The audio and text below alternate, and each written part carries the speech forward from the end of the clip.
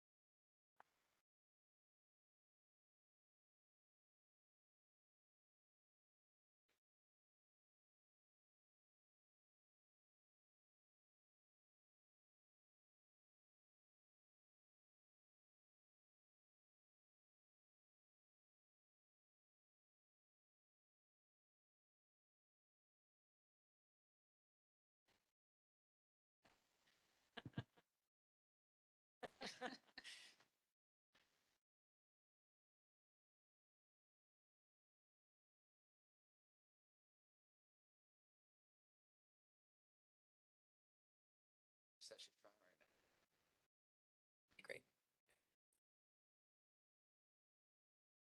She could join as a participant.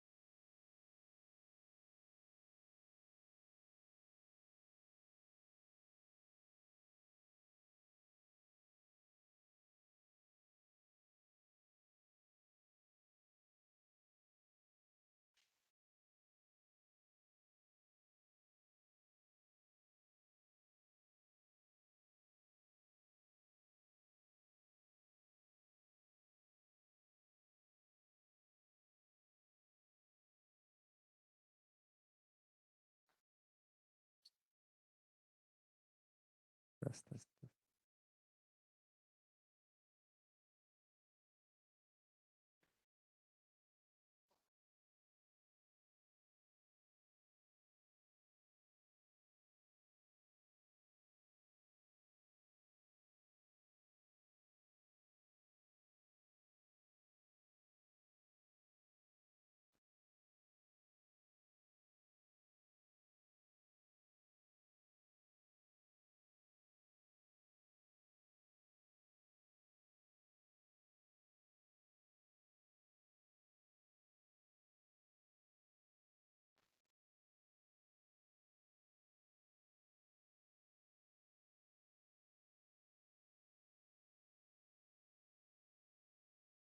test.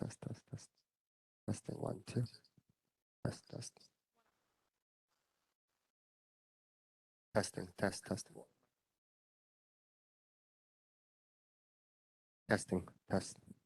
Here. Test.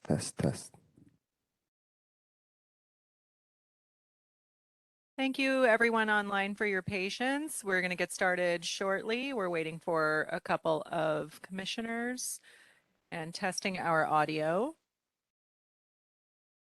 If those of you who are our regular attendees would like to send a chat about how the audio sounds, we'd love to hear that.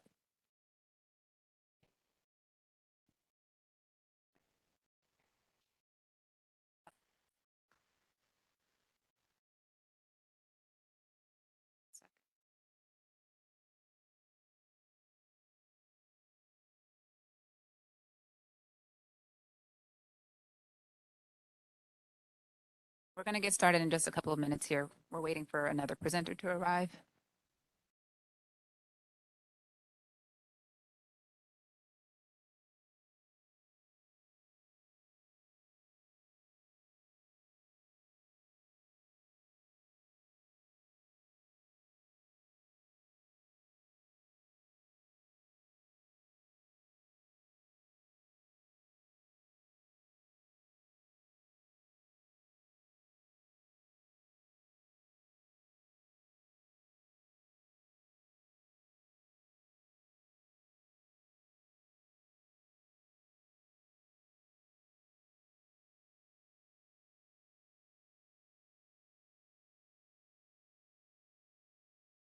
Started. There we go.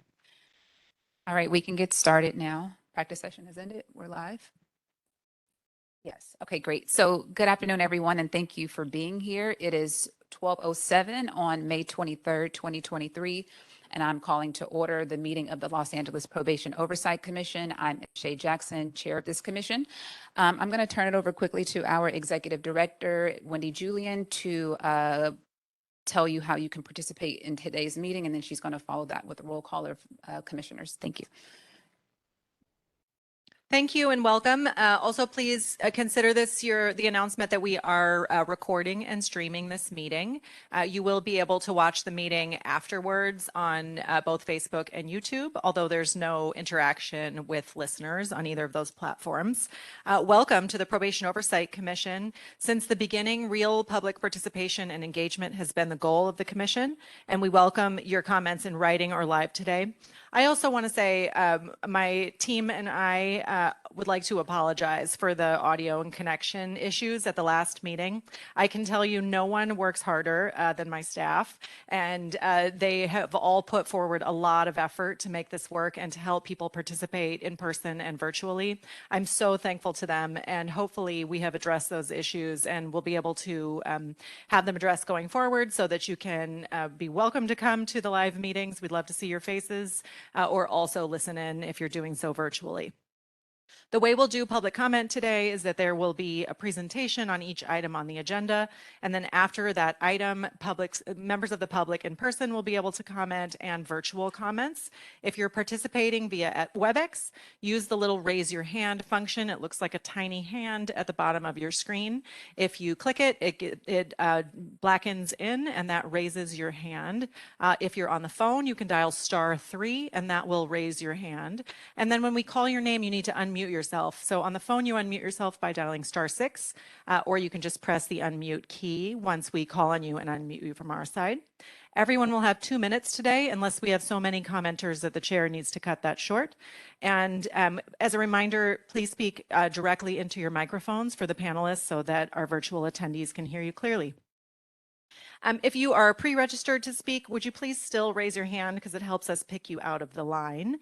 And also, if you have any technical questions, please send a chat to the host, but please do not send your public comment via chat to the host. It doesn't comport with the Brown Act. None of the commissioners see it, nor do I. And so only use the chat function for technical issues, please. Okay, if you would like to make your comment in writing, you can send us an email, info@poc.lacounty.gov. If we get it before 5 p.m. today, it will be attached to the official record. Le damos una cordial bienvenida a personas que nos están escuchando que prefieren hacer sus comentarios en español. Nomás avíseme, por favor, al iniciar su comentario y yo le puedo traducir o usted puede proveer su propio traductor. Tendrá 2 minutos para hablar y 2 minutos para traducción, 4 minutos en total. Okay, I'm going to call the roll. So commissioners, if you could please make sure your mics are turned on. We'll use this as a practice. Commissioner Canales? Here. Commissioner Carrillo? Here. Commissioner Garcia-Lays? Here. Commissioner Kakani? Here. Commissioner Lewis? Commissioner Meredith? Commissioner Mundo? Here. Commissioner Terry? Here. And Chair Jackson. Thank you, Chair Jackson. We have a full attendance today and quorum, and I'll turn it over to you. The neck bending situation, I might have to. Oh, okay. Just kind of awkward. Okay, okay. Yeah. Okay. So we're going to move on to the next item and approve the minutes from May 11th. If you'd like to comment on this item, we'd like for you to either raise your hand virtually or make your way to the podium, which is where? Oh, to my left. Okay, you guys will bring it over. Thanks. Do we have any written or live public comment on this item? All right, I'd like motions from the commissioners to approve the minutes from the May 11th meeting. I'll make a motion to approve the minutes for the last Probation Oversight Commission meeting. Sorry, May 11th. Thank you. I'll second the motion. First motion by Vice Chair Kakani, seconded by, Commissioner Garcia-Lays. Any changes to the minutes? Hearing and seeing none. Commissioners, please unmute yourselves and vote with a voice vote on the approval of the minutes. Aye. Aye. Aye. Anyone opposed? Any abstentions? Hearing none, seeing nothing, motion carries unanimously. Thank you all. All right, so I have a bit of a message before we move on to agenda item number 3. You all should note that there are 2 important presenters on item number 4, Sharon Harada and Lisa Malculso. And they're only available between 1 and 2 today. So we're going to get started with them first, and then we're going to immediately move on to agenda item number 4, even if we have to come back to item number 3 after that. And so we appreciate everyone's patience. The items are very closely related, and so we're trying to accommodate them as best as we can and appreciate your flexibility with that.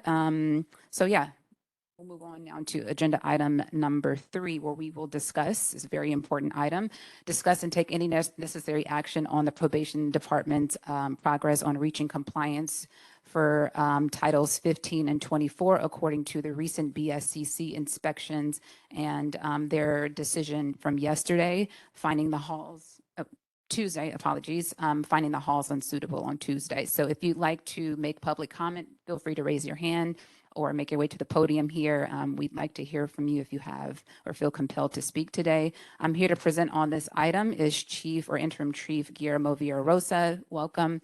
We're pleased to have you here, of course. Following the Chief's presentation, we're going to have an attorney, Erin Palacios, who's joining us virtually. Thank you for being here, Erin. We'll start with Chief. Good afternoon. So as you stated, 2 days ago on the 23rd, the Board of State and Community Corrections took a vote to find the 2 juvenile halls in Los Angeles County unsuitable for the retention of predisposition youth effective 60 days after their finding, or rather 6 days after their service to the County of Los Angeles. So what that means is that by the 23rd of July, the Los Angeles County cannot house predisposition youth at Nydorf or Central Juvenile Hall. As we discussed 2 weeks ago when I was last here, the county is already moving to reestablish, reopen Los Padrinos Juvenile Hall in the city of Downey. This essentially gives us these 60 days to make those transfers. And the county's plan continues to be to consolidate the housing of predisposition youth in Los Padrinos, and then consolidate the SYTF youth in Nydorf. The action taken on Tuesday does not affect the housing of the SYTF. It's specifically to predisposition youth.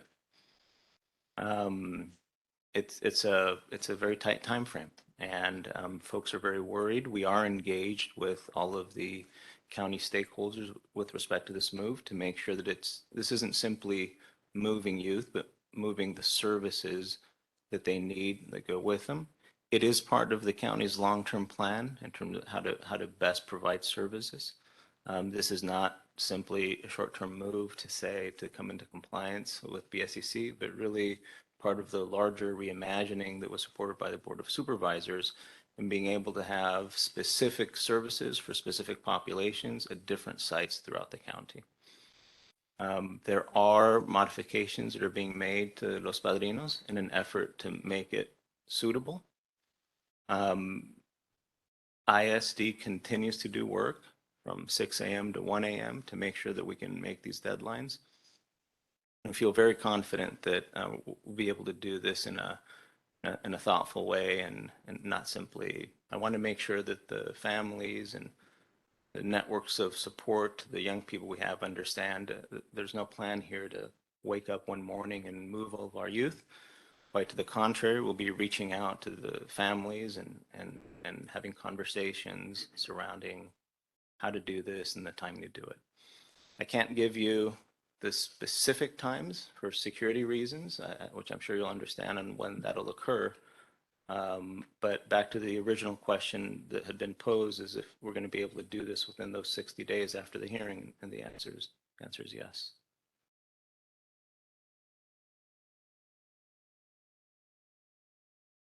Thank you, Chief, for that presentation. That concludes any remarks you have about this item for now. It does, yes. Should we go to Erin? Erin, we'd like to hear from you now, if we could. She's joining us virtually. Hi, can you all hear me? Mute it, maybe? Are you able to hear me?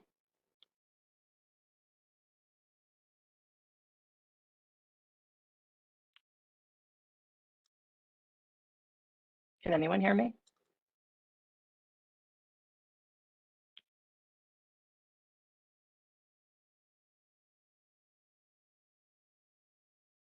Are you all, can you hear me at this point?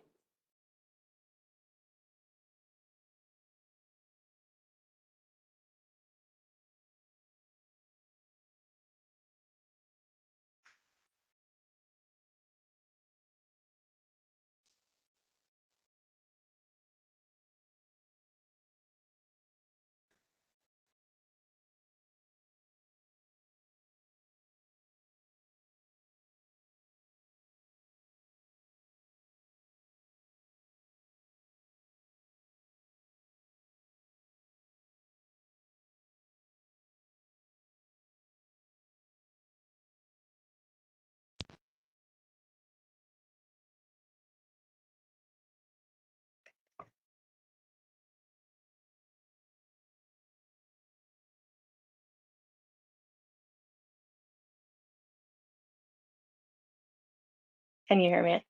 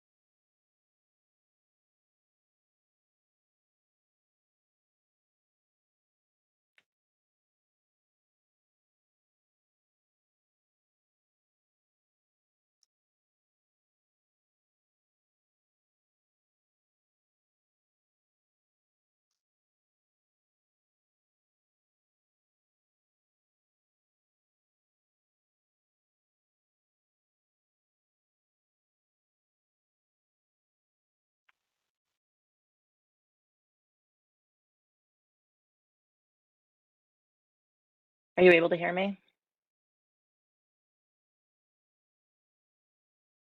Doesn't seem like you can hear me.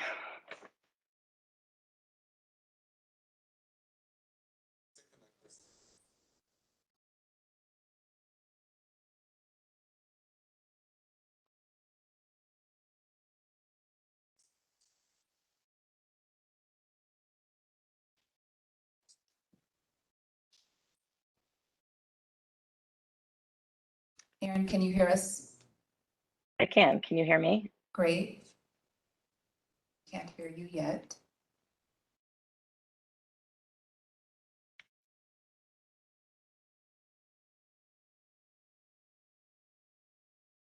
Bear with us while our staff try to get this resolved for us.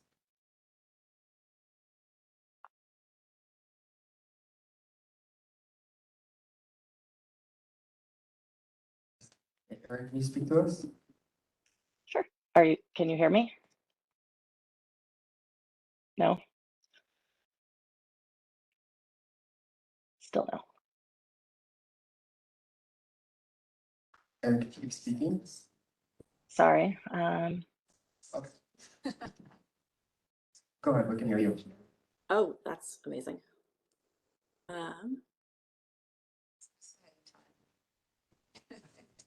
I'm just trying to turn up my volume because it was a little quiet. Can you still hear me? Someone maybe a thumbs up. All right. I was flapping my mouth like a Muppet there for a minute. Can you hear me?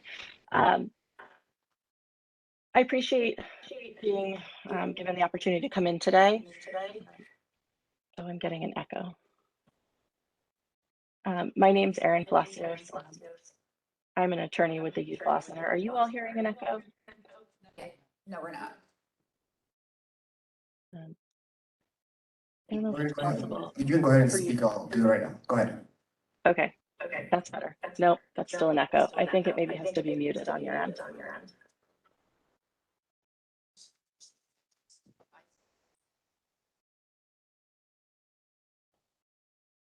Does that work? No.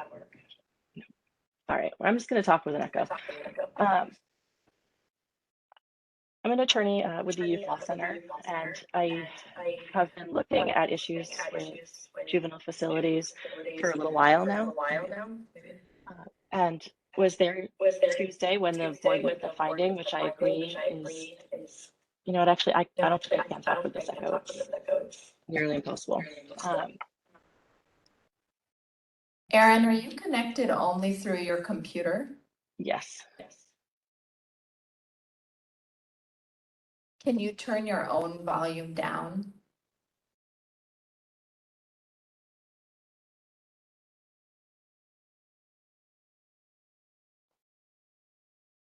Done that. Let's see if that helps. You can still hear me? We do.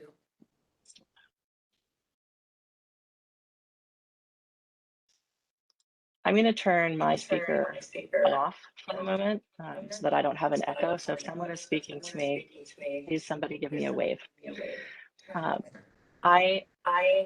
been looking at the issues in front of the BSCC with a number of facilities for a while now, and I've been looking specifically at the one in Los Angeles.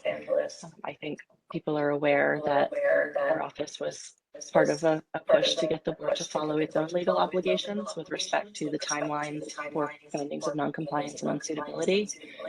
I agree that there's no question at this point that having been found unsuitable and notice having been issued that the halls are to no longer house youth as of July the 23rd. I think that's a pretty tight timeline. It's nice to hear confidence that it can be met. I'm not as confident at this moment for a number of reasons. I just, for a second, want to go back and look at under Welfare and Institution Codes 209. I think it was a pretty foregone conclusion that this is what was going to happen. I am surprised, though not surprised, that it took quite this long. I would point out that if facility administrators find non-compliance in a facility, they have to immediately give notice. And at that point, a facility has 60 days to file an approved plan to come into compliance. And that plan has to give a 90-day time frame during which the facilities will become compliant. If they don't file an approved plan, a facility becomes unsuitable as a matter of law. at that 60-day mark. When Los Angeles appeared before the board on Tuesday, it had been 130 days. There was no approved plan. And the plan that it brought in was requesting 150 days to come into compliance. And I don't even actually know from looking at the plan and hearing the report that that brought the facilities into compliance so much as it planned to remove youth. I just note that that is not a plan that can be authorized by the board. That's a plan that asks the board to ignore its legal duty and to approve something it has no discretion to approve. I won't pretend the board hasn't done that in other situations. It has, but I think the reliance on that was really misplaced. And I don't say that because I think we should go back and dwell on that at this juncture. There's not time to do that. But I do think that it should be something to reflect on, at least briefly, so that we understand that at this point, everyone should be looking at what the requirements actually are. No one should be taking anyone's word for it. And there should be no assumptions as to what will be approved or not approved by another entity. Everything just has to be followed and the law just has to be reviewed and the policies have to be reviewed. At this point, I wish we didn't have only 60 days to remove youth. I think we should have been doing that for quite some time. But it's where we are. Looking at the SYTF, there's the question of whether or not the SYTF can remain operating in this facility. I don't see that as obvious as the board having no authority as it seems to at this moment. And the reason for that is under Welfare and Institution Code 875, the SYTF can exist in one of two places. It can be in an existing juvenile facility, or it can be a standalone facility. At this point, or at least as of July the 23rd, there will be no existing operating facility at Barry J. And I don't believe, in reviewing the plans that I've seen so far, there's any belief that it will reopen as a juvenile hall. It will no longer be an existing juvenile hall. So that question becomes, where's the SYTF? It is now a freestanding SYTF. It needs its own board operation approval. Certainly, this commission should be looking down the road toward the budget and thinking that it is more than likely that the BSCC will be given authority to determine suitability and closure for an SYTF when the budget passes. I think it would be very unlikely that that doesn't. I could be wrong, but it's sitting there now. By all accounts thus far, it seems the board is looking to take up the issue of Barry J and as an SYTF as soon as they have approval to do so. They've already found it unsuitable. They cannot really leave it the way that it is. I think that means there's sort of one of two paths that Los Angeles can take. The first being it can go through the appropriate process to approve a new facility. And to that, you would look on Title 24 and look to, it's section 201. Title 24 is numbered in a way that is very frustrating to me, so it's always hard for me to remember. It's 13-201, and it may or may not qualify for an exception to the standards having to be in current compliance under subdivision B. However, even if it does, it has to go through the process under subdivision C, which requires things like a needs assessment by the county, an operational plan, taking a look, and a pre-approval by the board looking at whether an existing facility meets compliance with the standards in effect at the time of its construction, and then a list of any things that would have to be corrected before it can be brought into compliance. So those are steps that I think right now need to be taken for the SYTF to operate on its own. Otherwise, I'm not sure where it's operating. I don't know exactly what the board will do with respect to those. I know what my office will say the board is supposed to do and what it will be telling the board. But if I'm Los Angeles, I'm trying to clear through those hurdles and make sure that I'm in compliance with that process and with all of those components. With respect to Los Padrinos, I think the same situation applies. The question in my mind with Los Padrinos is whether it's going to be grandfathered in.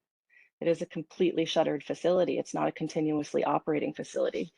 Before coming here, I took a quick look at the last report that the BSCC had done on an inspection of Los Padrinos before it closed. And what I've noted is that at that time, there were exceptions for components of the facility that allowed it to be in compliance with standards from prior to 1998 by an agreement with then CYA. I don't know what that was, and I don't know whether or not it required it to be a continuously operating facility, and other components that were allowed to be in compliance with 2001 standards. So when the board does a pre-approval to open this facility, my question becomes, which standards are they using to do that pre-inspection to figure out if the facility complies? Now, I'm not trying to be difficult for the county or for probation, but some of those standards are critically important, and some of them are critically important when we think about things that have gone on today, like how many toilets exist and in what spaces, how many showers, how many, and we keep hearing about wet rooms, but there's actual compliance standards for access to these things, and they're going to have to meet compliance standards for some like iteration of this code or regulation. I don't know which ones, but I would want to find out very quickly which ones they have to meet and make sure that they're starting to come into compliance with that, and make sure that, again, it's going through the process of having a plan of operation. Oh, I've lost video and I'm not sure if that means.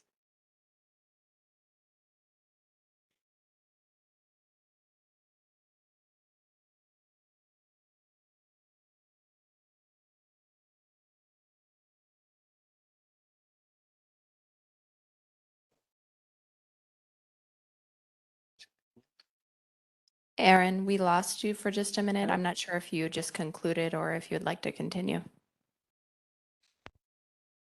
Are we back? I can't tell if we have sound yet.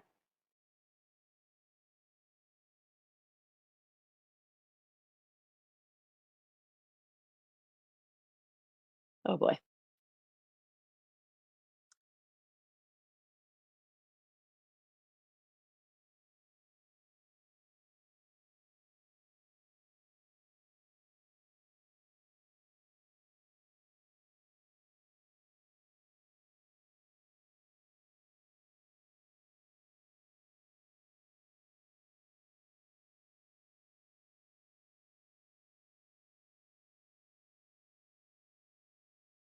Sorry about that, Erin. If you hear us, please just try one more time.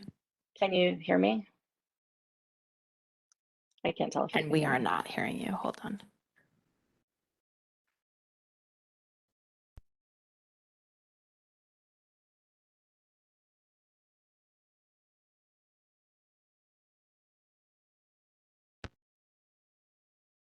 Please try one more time. Can you hear me now?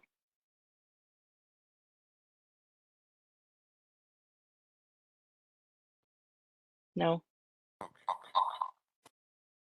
Oh, you might be able to hear me. No.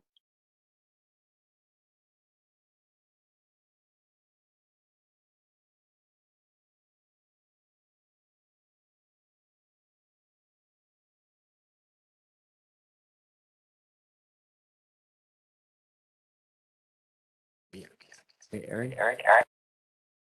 Can you hear me? Oh, good. I won't say too much more then, because I don't want to get into another snafu and I'm not actually sure where I left off. I think my main point I want to make is that there's a number of hurdles that are not just process and procedure and technicality, but actually related to safety and to appropriate and proper care of young people in these facilities. And they are not simple to adhere to, and nor should they be. They should be difficult to adhere to. We're talking about caring for other people's children. So that is going to be critical over the next 60 days to make sure that those I's are dotted and T's are crossed with respect to both, I think, the SYTF and Los Padrinos. I would hope that the BSCC would come down pretty immediately for both facilities and do the pre-inspection and say what needs to be fixed so that that process can begin. But the other thing I just want to flag is, in addition to getting these facilities ready, there's lots of other options for young people, right? There's options that should be explored immediately, both in the community and in other forms, Los Angeles has access still to its, at least I believe probation does, child welfare may have depleted theirs, but has access to its complex care dollars for child-specific needs. And I want to say it still has at least close to, I think, actually I have it in front of me. I think it's used about $18,000 out of its $2 million that it can be used to meet child-specific complex care needs for children who need additional services in order to remain in a less restrictive environment. And I'm hoping very much that the kinds of meetings like child and family team meetings that can go on to bring in behavioral health or child welfare or any other community providers that are needed to start making plans for these young people are taking place. I think it's a real disservice if every child in there who is predisposition has not had one of those meetings within the next couple of weeks. There's really not an excuse for that at this point, and they should be used to develop real plans rather than sort of moving youth between facilities being the assumption. I don't think that's a safe assumption, nor do I think there's a guarantee that any of those facilities will be ready. So going through this process and figuring out what services are available, either under the now more robust CalAIM or under the complex care, or bringing in the technical assistance from the state and the state contractors to develop plans, which are available through folks at Davis and through the Catalyst Center and through the state itself. All of that should be accessed right now on behalf of those young people and can be, and they're eligible for it. So that should be used to create plans that are specific to each individual young person. And I'm hoping that that's all being brought back to the judges so that they can consider alternatives and move as many young people out as quickly as possible. But that I think is the most robust way to start planning, is to set those meetings for every young person who is predispositioned immediately. I'll leave it there for the moment just because I'm nervous about the sound, and I'm happy to provide more information about any of those options and or questions, and I'll just put myself on mute now. We're gonna move on to public comment in just a second, but I wanted to see if Chief, if you wanted to take a moment to respond to Erin's presentation. If not, don't feel under pressure to. She did say a lot. I'll say that I concur that this is a difficult process and there are a lot of moving parts and many things to consider. Absolutely. That's why this is what we're doing full time. This is what has been the priority since before the hearing. And I just want to come back to that, which is I really want folks to understand that the plan that we're executing today didn't occur after or because of the hearing. It was in place before the hearing. What was at stake was the timing. And as this commission was very smart to point out last time, we needed to be prepared to be able to execute it within the 60 days. That, in fact, is what we went forward with. And if you take a look at the weeks preceding the hearing and the movement in terms of preparing Los Padrinos, that's exactly what was occurring. Preparation so that we could within those 60 days. But Ms. Palacios' comments are correct in terms of difficulty, many moving parts. We can't take anything for granted. All of that is true. We differ slightly in some of her other points in terms of the SYTF and whether there needs to be a separate finding by the board. SYTF is already housed there and has been processed separately. The department is deeply involved in making sure that the proper filings take place. In terms of the readiness of Los Padrinos, we differ. Certainly, I've been on site and every 8 hours checking to see what the progress is to make sure that we get there. And with respect to the ability to, rather than transfer, release a large number of youth, we differ slightly there. But what we do agree on is that not solely for purposes of transferring to Los Padrinos, but moving forward as a permanent fixture of what we do, that we look at the least restrictive, appropriate housing for each one of the youth that comes through our intake and then at a regular period thereafter. There's room for improvement. I think you're going to hear later today from folks on some efforts that are taking place with respect to that from a global perspective. So in terms of the end goal or the sort of the paradigm, we agree. In terms of how many it applies to, slightly different belief there. Thank you for your comments, Chief. We will now move on to public comment. Wendy, do we have any written or live public comment on this item? We do have written public comment that was submitted before the meeting and has been attached to the agenda. If you go to the agenda on our website, you can click on it and read it, and that has been distributed. And again, if you'd like to submit written comment, you can do so by emailing info@poc.lacounty.gov. If there are people in the audience who would like to give public comment on this issue, would you please come forward to the microphone? And if you're online, please use the raise your hand function or dial *6 on your phone. Anybody in the room who'd like, please. I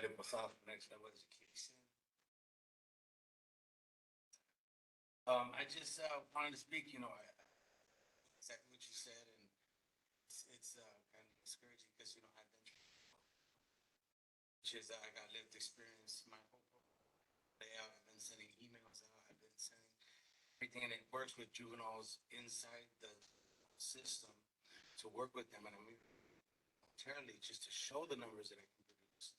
Work with them while they're in there.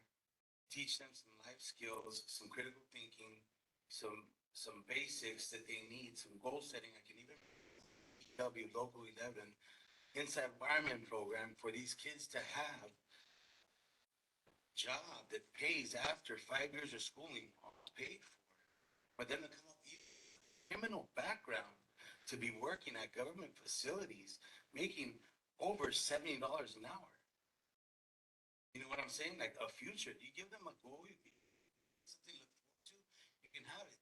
Even my program even involves after they pass through.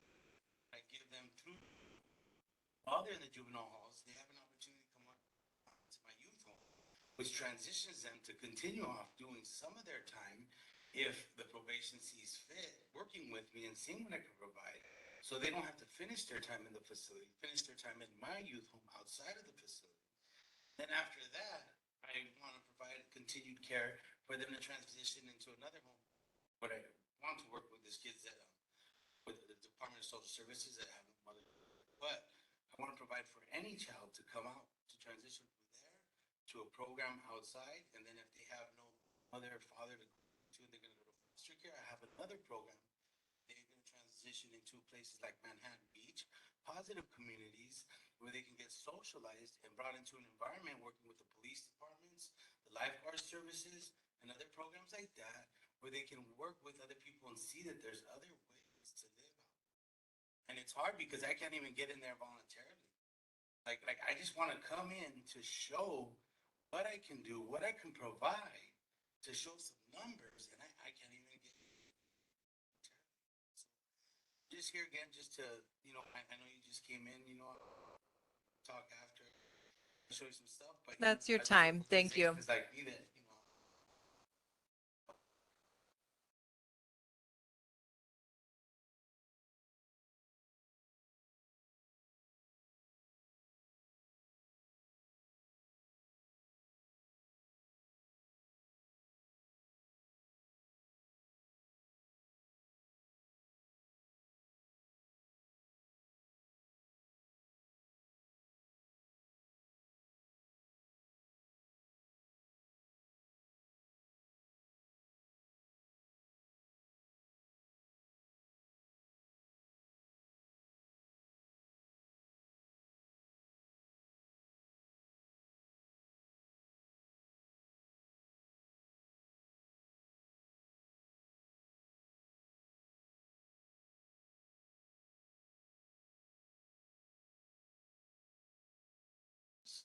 I don't know how long that budget is going to last till. Budgets usually go for fiscal year from July 1st to June 30th. So there's another 33 days left, and they've spent 1% of the funding. What the hell's going on? I'm interested to know. I just read about no bails being being misdemeanors, which is fine because they don't usually solve bails for misdemeanors. Minimum wage of the federal government is $7.25. A lot of programs that are issued by the county and the state means people lose funding. This gentleman just mentioned DPSS. Now, this is Department of Public Social Services. But those letters, DPSS, those aren't letters. That's not a D, that's not a P, and that's not an SS. There's something wrong with the county system right now. It's been going downhill for the last, since the beginning of the 21st century. And let me remind you, the 21st century actually began in the year 2001, not in the year 2000 as some people might think. Because there's a big mistake. That 1 year makes a big difference. I'd also like to point out about the fraud, waste, and abuse. We hear about housing, but there is no housing. There's more homeless than ever. That's your time. Thank you.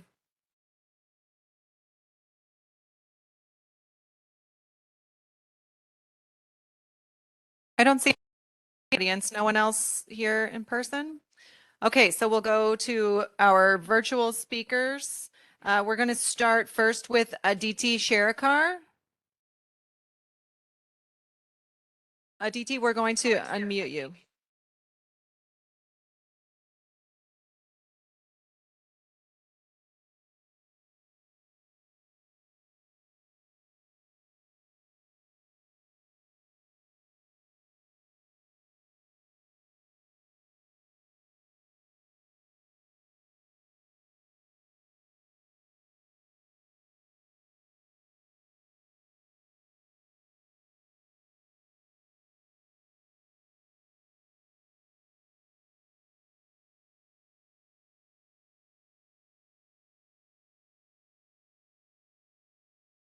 Hear me?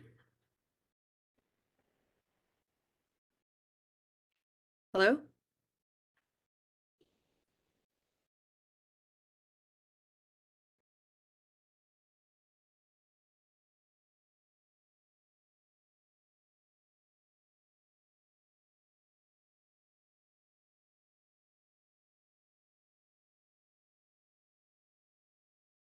Hi, can you hear me now? Okay, I see nods. I can't hear the room, but I will assume you can hear me. Aditi Shashar, She/Her with Children's Defense Fund, California. One of the things that I haven't heard addressed in how LA County probation plans to get back into compliance is the accountability for staff. It seems like a lot of these issues aren't really stemming from the physical facilities, but rather from staff conduct. What are the consequences for staff who refuse to come to work, who are causing these shortages that probation claims leads to young people not being able to go to the bathroom? What happens to staff who are ignoring the pleas from young people to go to the bathroom? Staff that are overusing solitary confinement? I haven't really heard much about how those issues are going to be addressed, because it's not just a matter of Title 24 of physical structures and what the walls and layouts are doing for compliance. This really does seem to stem from a cultural issue for LA probation, which is why there has been so much cycling in and out of compliance for the past 2 years. So if I would love for the Probation Oversight Commission to probe a little bit more as to how the staff cultural issues that have led us here are going to be addressed by Mr. Villaraigosa. Thank you.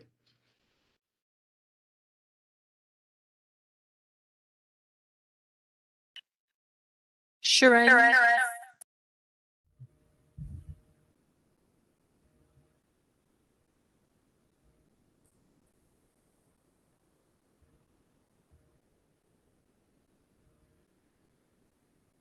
Hello? Can you guys hear me? You can begin. Okay, thank you so much. Good afternoon. Thank you for allowing me a couple of moments. My name is Shireen Senegal, and I'm the executive director of Ronnie's House, and we focus on justice reform as well as work with our youth. I want to lift up Attorney Erin and some of the conversation that she had, that it's really important that you work with local organizations to be able to support these young people, which I think we all know come from families and a history of trauma. I started the organization to carry on my husband's work, who I lost and who went through the juvenile system and then ended up being incarcerated after he turned his life around. And there are so many points within the system that we can save these young people. And with the amount of resources that we have, with the amount of mental health experts, it's important that we stop crisis managing. And the fact that we're taking away children from their families and then we're causing more trauma, more insecurity is very concerning. And so I just wanted to contribute that. I want to learn more about this. And I want us to be able to recognize that these children are not just numbers. They get the opportunity to be able to heal, to get on track, and to utilize the brilliant minds of community. And to the Mr. Rosa, I do appreciate any efforts that you can make to work with us as community leaders in order to support you on these efforts. Thank you so much for your time.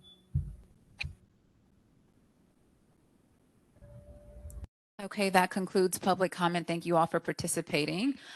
We are now going to move on to comments and questions from the panel of commissioners who'd like to get us started on this item. Commissioner Garcia-Leyes. Thank you. So I introduced the motion at the last meeting that I want to reintroduce, but before we get into that, Ms. Palacios brought up an issue that I wanted to ask you about, Chief. Well, actually, even before I say that, I wanted to say the plan that was presented in the broad strokes was excellent at the plan at the BSCC meeting. I was very happy to see the approach, the categories that you were looking at, the PowerPoint slideshow, all that was really heartening. My motion will come back to talk about some of the details, but I really felt that was a great place to start for our planning. But I wanted to bring up the SYTF issue because it's the one issue that's not in my motion that I think now we need to start thinking through a little bit more. And the issue is, you may differ with Ms. Palacios's assessment, but what I want to make sure does not happen is that on July 24th, that there's not a class action lawsuit and that there are not defense attorneys making motions to move all of the SYTF youth out of Barry J because no attempt has been made to authorize it as a standalone facility. To just say, well, it was authorized today, so it'll be authorized on the 24th, seems to ignore the possibility that the courts might intervene and disagree. And so, yeah, I see you grabbing the mic. If you could respond to that, thank you. Yeah, no, good point. I'm not a member of the bar, so I guess I should start there. And but what I would say is take a look at what BSCC has said so far. And so BSCC, if even in this last hearing, the short comments by General Counsel from BSCC made very clear that the motion before them and these regulations essentially did not apply to this other category, which is SYTF, and that really it's referencing juvenile halls. If you take that combined with the fact that the filings before the BSCC with respect to that population within the same location have been different so far, there's nothing to suggest that that's going to change. But you're right, I can't anticipate whether there's a new lawsuit or there's a new class that's certified or any of that. But we have to move forward with what we know today and what the categories of facilities and locations are. Certainly, if there's any new information with respect to that changing, we certainly are tracking legislation, and so we'll pivot toward that. But just very briefly, we're talking about minimum standards, and I hope folks understand that the minimum standards are the challenge today, but that's not the plan moving forward in terms of the greater plan. Many of the things that are in the plan are to exceed minimum standards, and so we're saddened that this is where we find ourselves today, but simply overcoming and meeting minimum standards is insufficient. I just want to make that clear. So I've worked a little bit with Mr. McGuire, the counsel for the BSCC. I heard what he said. What he has said is that WIC 209 does not authorize the BSCC to find an SYTF facility unsuitable, but he did not discuss WIC 875, a process under which a SYTF facility is approved. And I just think that counting on BSCC comments at public meetings is insufficient due diligence about what needs to happen. And I want to avoid this problem before it happens rather than deal with it afterwards. If I can add, I don't want to leave you thinking that the only interaction we have with BSCC is by watching what Mr. McGuire says on. So we are actively communicating with BSCC, not simply with respect to this, but it's an ongoing. With respect to SYTF also? Absolutely. Okay.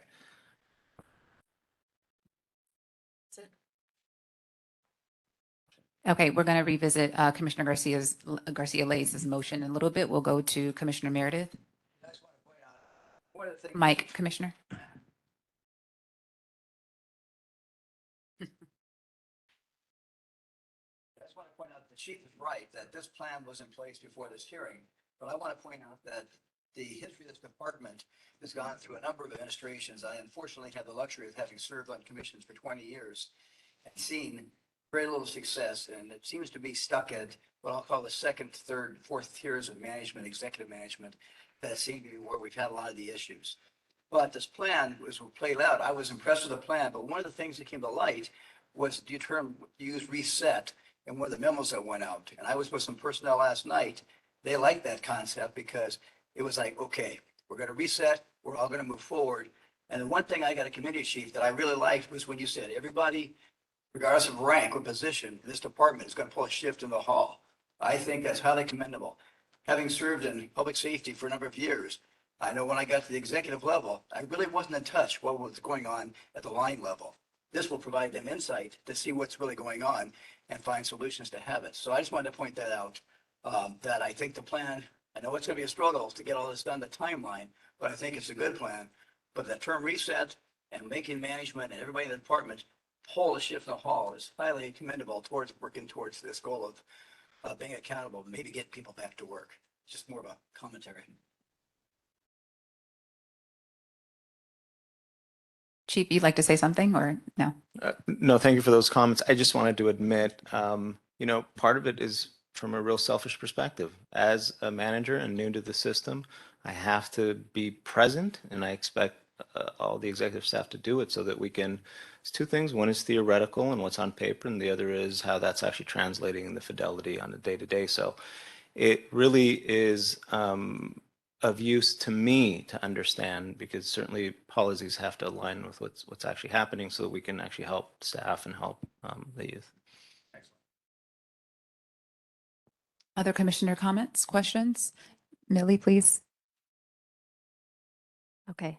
Can you, just based on Ms. Palacios's presentation, can you share which standards you are using to ensure that LP is compliant with Title 15 and 24, given that I think she shared that because it was shuttered and it was relying on, or it had been grandfathered into regulations prior to 1998, but just wanting to make sure that we're not going to find ourselves in a position where you're not in compliance all over again. Yes. It's for BSCC to determine on specific items, not necessarily on the entirety of the facility. And so I certainly can't step in front of them as we've asked them to come back out. There's a pre-inspection that had been done recently. And so beyond that, we really have to wait for them to come back out and make determinations about specific items. And those, of course, I can come back and report. Okay. And then related to Ms. Sherikar's public comments on staff issues, I was looking at the 39 violations that were first presented by the BSCC, I don't know, back in January, that were related to safety checks, room confinement, searches, discipline, programs, or programming, rec, exercise, physical activity, education programming, visitation, use of restraint devices, all of which do feel kind of connected to a cultural issue. So just wondering what steps are being taken, or not even just a cultural issue, but also just like staff showing up, right? If staff aren't showing up, then presumably safety checks are more difficult to ensure that they're happening, or room confinement is occurring for longer periods of time than it should be, or as we know, rec is not occurring on a regular basis. Or when I was last at Barry J, young folks hadn't had visits for 6 weeks. So just wondering how how you plan to address that, because it's beyond just the wet rooms and the toilets and the physical structure of the facility. You're so right. I wish it were only 2 or 3 issues, and I could tell you we'd solve that simply, and we have some very deep challenges. And it is true that staffing has been a challenge. And unfortunately, it's one of those things that if you feel unsafe, then you're less likely to go to work. If you don't go to work, you're less safe. So they're all interrelated. And then the checks have to take place. But what I'll say is that it is a combination of strategies that ensure that we're providing staff with the resources they need to carry out what we're asking them to do. I have to do that. Part of that is increasing staffing. Part of that is being more efficient in terms of where our staffing is deployed. It's not instead of all of those other items, but it's because in order to do, for example, visiting, I have to make sure that we can do it in a safe way and that doesn't put staff or the young people in harm's way.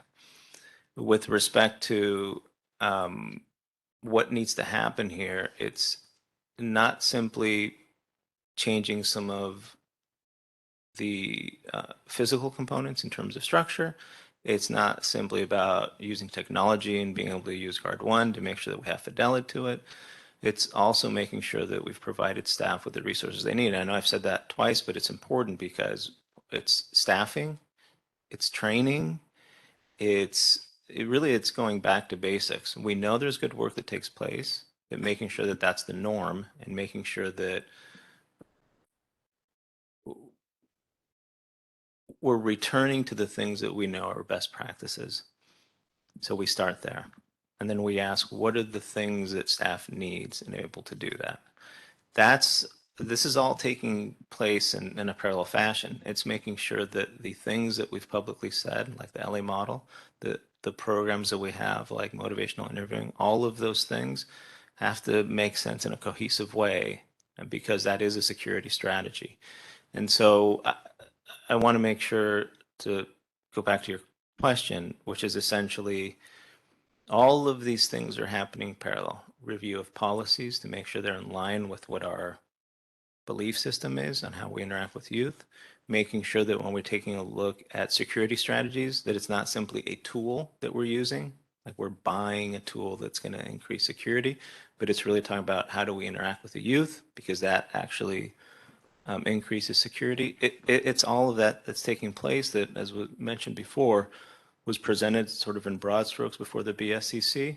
Now, what you'll find is in the months to come, we're going to continue having conversations where you see where that's implemented into policy.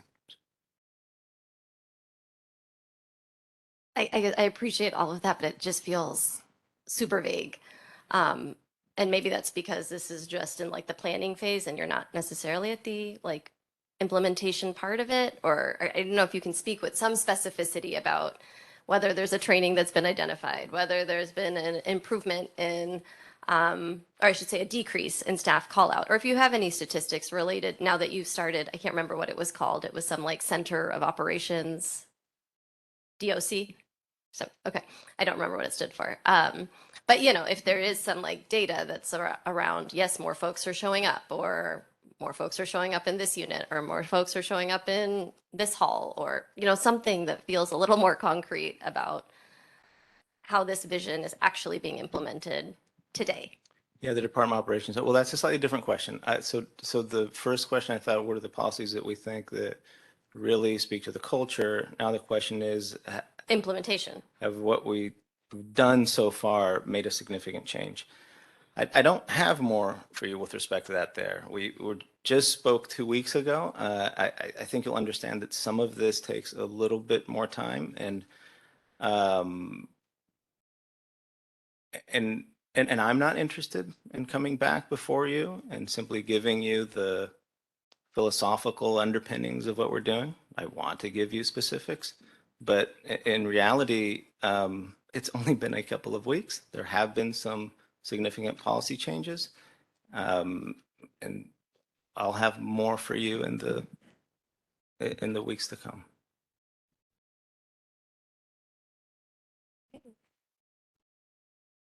Okay, Commissioner Canales.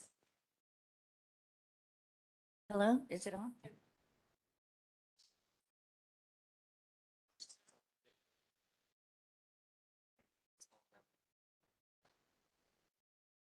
Okay, hello, can you hear me? I'm trying to be mindful of those that are listening in virtually.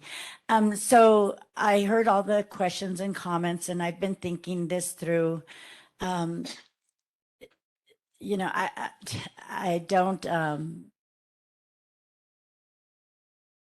know how it's going to be possible by July without looking into some of the issues. I know that the floor staff are going to have to be on board along with the supervisors and the managers. And we still have not addressed some of those positions that were given out of, I think, favoritism is what some of the allegations have been, and that the staff do not feel supported, and that directors and supervisors don't even leave their office. I do think that I agree with you with how you said that now coming in, you want supervisors, managers to actually work the floor as well and be a part of a team and not separate or part of like an upper echelon, but rather, you know, a hands-on team. But I don't know all of the staff, but some, it was alleged that they've worked one position and then now they're, you know, just given these upper management positions. And until that's addressed, I don't see how this is all going to run so smoothly. And I'm just wondering if you have looked into any of those promotions that were given and the expertise that they had, or why. And I know it was by not your administration, but by previous administrations down the line. I do know that I had an incident with a supervisor that I took to administration right away where I saw verbal abuse. I saw escalation of a situation, and nothing was ever addressed. So for some reason, this supervisor did have some sort of untouchable favoritism. And so that's my concern right there, you know, with the changes that do need to take place. As a matter of fact, it's even one of my concerns with the motion, because until we address, like with this big mosh pit of issues that have occurred, and then getting the floor staff on board as well and making them feel supported, as well as caring for the youth and making the youth feel heard to where they're not just always locked down 24 hours a day. Believe me, I am taking my decisions so seriously, which I thought I always had, but with the recent loss of life, I mean, we can go back and forth all day and we can, you know, boast in all our knowledge of everything. But at the end of the day, there really is lives on the line here. And our decisions and everything that we put forward has to do with that, on how we can begin to communicate and work together of what's going to be best for the youth overall. And so, and I do think some of those promotions, you know, if they could be looked into, I think that would be a big step. I hear you with respect to the magnitude and the consequences of what we do today and the impact it has on actual lives. And I'm glad to echo exactly what we've been saying, which is if we start with the youth's welfare in mind and we work out from there, we have a better shot at this. In terms of favoritism, it certainly has nothing to do with me. I'm just barely getting to know the staff, much less have favorites. But you're right that having folks in the right place, their skill set, and that's important for our success. If of course, there's any allegations of wrongdoing and inappropriate behavior. I want to know that. Our staff generally is doing the right thing. And really what we have here is an opportunity to make sure that they're getting the right direction, the right policies, the right accountability, and the tools to do it. So they know what is being asked of them and they have the ability to do it. That's important. But if for any reason you're aware of improper conduct, that's something that's not going to be tolerated, and please send it to me. Thank you for those comments. Moving on to Commissioner Carrillo. Thank you, Chair. Chief, I'm going to piggyback off of Commissioner Canales and talk about leadership at Los Padrinos. I'm really thinking about what has happened prior to your arrival in Central, for example, and even Silmar, where there has been a clash of cultural and philosophical differences of how do you manage an institution. And I'm really thinking about your personal involvement on selecting those who will be in leadership in that institution. And I'll tell you, a little concerning, although there's praise about having people come in from the top, down to people who are on the floor or up in the units. These are folks who've been around for a long time in some cases, and they might have, started off in Los Padrinos. They might feel like they know how to operate that space, but things have definitely changed since then. And, it has an element of too many cooks in the kitchen at this point. And my concern is if you can maybe give us a insight about what the process is on who you will be selecting to be the leadership at Los Padrinos.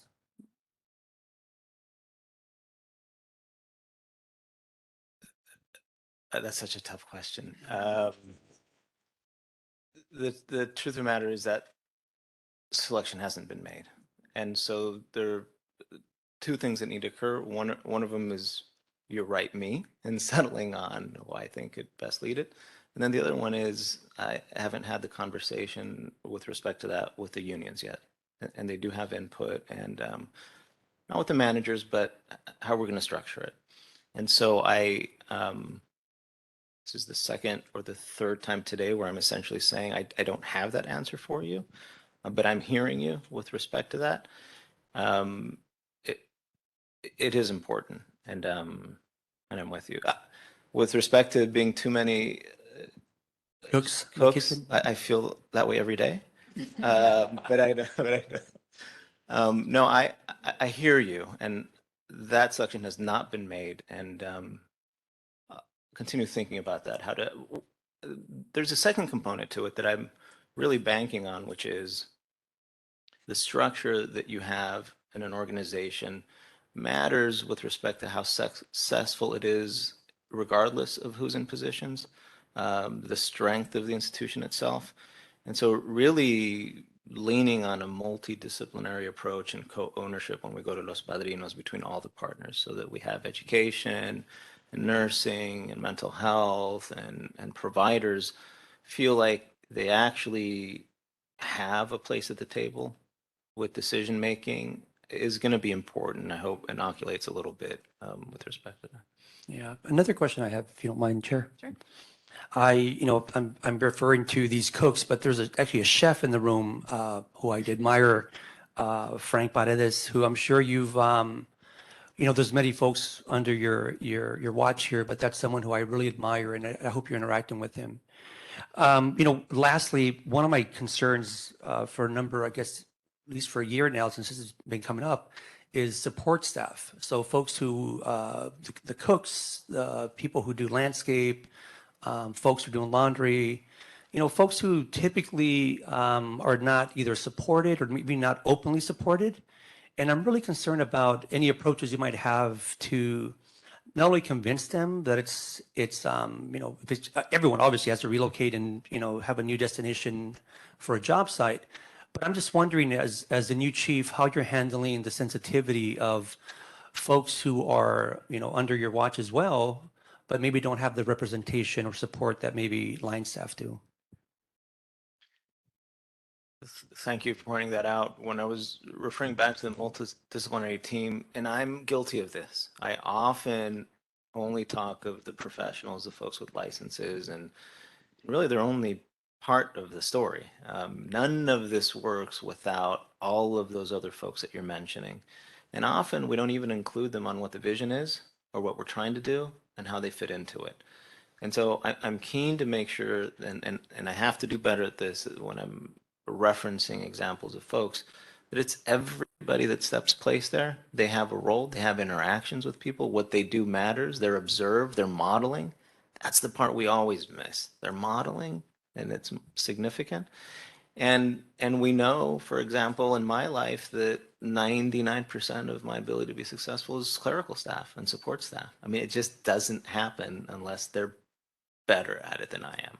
So I'm with you. Part of that conversation is going to be with their unions. The other part is going to be how we view them and how management views them as part of a larger team. Thank you, Chief. Thank you. I just wanted to add, since you guys are talking about the structural piece, I do think that the selection of leadership is very important, but it's that evaluative component that's even more important. So as you have leadership in place, you have some sort of performance evaluation, system where you're making sure on an ongoing basis that you're determining if they're the most equipped people to be doing the job. It's very important. So.